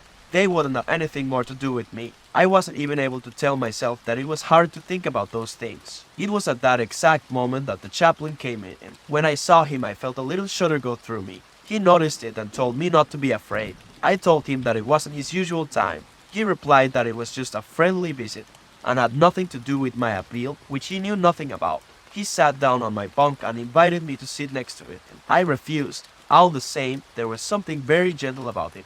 He sat there for a few seconds, leaning forward with his elbows on his knees, looking at his hands. They were slender and sinewy and they reminded me of two nimble animals. He slowly rubbed one against the other. Then he sat there, leaning forward like that, for so long that for an instant I seemed to forget he was there. But suddenly he raised his head and looked straight at me. "Why have you refused to see me?" he asked. I said that I didn't believe in God. He wanted to know if I was sure and I said that I didn't see any reason to ask myself that question. It seemed unimportant. He then leaned back against the wall, hands bowed on his thighs, almost as if it wasn't me he was talking to. He remarked that sometimes we think we're sure when in fact we're not. I didn't say anything. He looked at me and asked, "What do you think?" I said it was possible. In any case, I may not have been sure about what really interested me, but I was absolutely sure about what didn't. And it just so happened that what he was talking about didn't interest me. He looked away and without moving asked me if I wasn't talking that way out of extreme despair. I explained to him that I wasn't desperate. I was just afraid, which was only natural. "Then God can help you," he said. "Every man I have known in your position has turned to it." I acknowledged that that was their right. It also meant that they must have had the time for it. As for me, I didn't want anybody's help, and I just didn't have the time to interest myself in what didn't interest me. At that point he threw up his hands in annoyance, but then sat forward and smoothed out the folds of his cassock. When he had finished, he started again, addressing me as my friend. If he was talking to me this way, it wasn't because I was condemned to die, the way he saw it. We were all condemned to die. But I interrupted him by saying that it wasn't the same thing, and that besides, it wouldn't be a consolation anyway. Certainly, he agreed. But if you don't die today, you'll die tomorrow or the next day, and then the same question will arise. How will you face that terrifying ordeal? I said I would face it exactly as I was facing it now. At that he stood up and looked me straight in the eye. It was a game I knew well. I played it a lot with Emmanuel and Celeste, and usually they were the ones who looked away. The chaplain knew the game well too. I could tell right away. His gaze never faltered. And his voice didn't falter either when he said, "Have you no hope at all? And do you really live with the thought that when you die, and nothing remains?" "Yes," I said. Then he lowered his head and sat back down. He told me that he pitied me. He thought it was more than a man could bear. I didn't feel anything except that he was beginning to annoy me. Then I turned away and went and stood under the skylight. I leaned my shoulder against the wall. Without really following what he was saying, I heard him start asking me questions again. He was talking in an agitated, urgent voice. I could see that he was genuinely upset, so I listened more closely. He was expressing his certainty that my appeal would be granted, but I was carrying the burden of a sin from which I had to free myself. According to him, human justice was nothing and divine justice was everything. I pointed out that it was the former that had condemned me. His response was that it hadn't washed away my sin for all that. I told him I didn't know what a sin was. All they had told me was that I was guilty. I was guilty, I was paying for it, and nothing more could be asked of me. At that point he stood up again, and the thought occurred to me that in such a narrow cell, if he wanted to move around, he didn't have many options. He could either sit down or stand up. I was staring at the ground. He took a step toward me and stopped, as if he didn't dare come any closer. He looked at the sky through the bars. "You're wrong, my son," he said. "More could be asked of you, and it may be asked." "And what's that?" "You could be asked to see." "See what?" The priest gazed around my cell and answered in a voice that sounded very weary to me. "Every stone here sweats with suffering, I know that. I have never looked at them without a feeling of anguish. But deep in my heart I know that the most wretched among you have seen a divine face emerge from their darkness. That is the face you are asked to see." This perked me up a little. I said I had been looking at the stones in these walls for months. There wasn't anything or anyone in the world I knew better. Maybe at one time, way back, I had searched for a face in them, but the face I was looking for was as bright as the sun and the flame of desire, and it belonged to Marie. I had searched for it in vain. Now it is all over, and in any case, I'd never seen anything emerge from any sweating stones. The chaplain looked at me with a kind of sadness. I now had my back flat against the wall, and light was streaming over my forehead. He muttered a few words I didn't catch and abruptly asked if he could embrace me. "No," I said. He turned and walked over to the wall, and slowly ran his hand over it. "Do you really love this earth as much as all that?" he murmured. I didn't answer. He stood there with his back to me for quite a long time. His presence was grating and oppressive.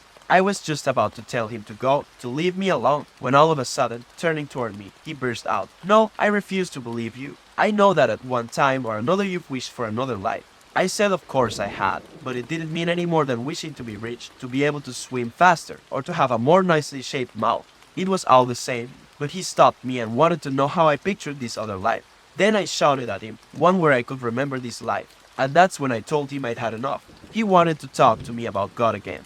But I went up to him and made one last attempt to explain to him that I had only a little time left and I didn't want to waste it on God. He tried to change the subject by asking me why I was calling him Monsieur and not Father. That got me mad, and I told him he wasn't my father, he wasn't even on my side. "Yes, my son," he said, putting his hand on my shoulder, "I am on your side. But you have no way of knowing it, because your heart is blind. I shall pray for you." Then, I don't know why, but something inside me snapped. I started yelling at the top of my lungs, and I insulted him and told him not to waste his prayers on me. I grabbed him by the collar of his cassock. I was pouring out on him everything that was in my heart, cries of anger and cries of joy. He seemed so certain about everything, didn't he? And yet none of his certainties was worth one hair of a woman's head. He wasn't even sure he was alive, because he was living like a dead man. Whereas it looked as if I was the one who'd come up empty-handed. But I was sure about me, about everything, surer than he could ever be, sure of my life and sure of the death I had waiting for me. Yes, that was all I had, but at least I had as much of a hold on it as it had on me. I had been right, I was still right, I was always right. I had lived my life one way and I could just as well have lived it another. I had done this and I hadn't done that. I hadn't done this thing but I had done another. And so, it was as if I had waited all this time for this moment and for the first light of this dawn to be vindicated.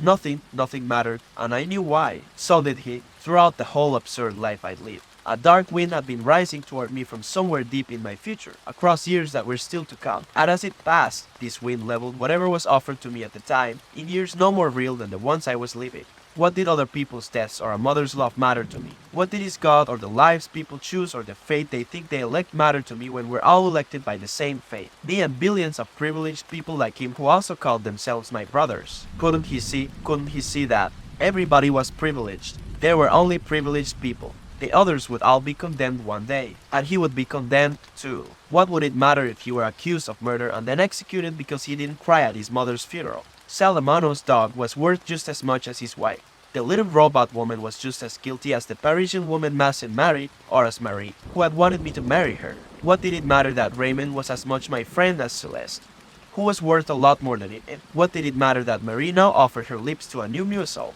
Couldn't this condemned man see? And that from somewhere deep in my future, all the shouting had me gasping for air, but they were already tearing the chaplain from my grip and the guards were threatening me. He calmed them, though, and looked at me for a moment without saying anything. His eyes were full of tears. Then he turned and disappeared. With him gone, I was able to calm down again. I was exhausted and threw myself on my bunk. I must have fallen asleep, because I woke up with the stars in my face. Sounds of the countryside were drifting in. Smells of night, earth, and salt air were cooling my temples. The wondrous peace of that sleeping summer rode through me like a tide. Then, in the dark hour before dawn, sirens blasted. They were announcing departures for a world that now and forever meant nothing to me. For the first time in a long time I thought about Manet. I felt as if I understood why at the end of her life she had taken a fiancé, why she had played at the beginning again. Even there, in that home where lives were fading out, evening was a kind of wistful respite. So close to death, Manet must have felt free then and ready to live it all again. Nobody had the right to cry over her, and I felt ready to live it all again too. As if that blind rage had washed me clean, rid me of hope for the first time, in that night alive with signs and stars, I opened myself to the gentle indifference of the world, finding it so much like myself, so like a brother really. I felt that I had been happy and that I was happy again. For everything to be consummated, for me to feel less alone, I had only to wish that there be a large crowd of spectators the day of my execution, and that they greet me with cries of hate.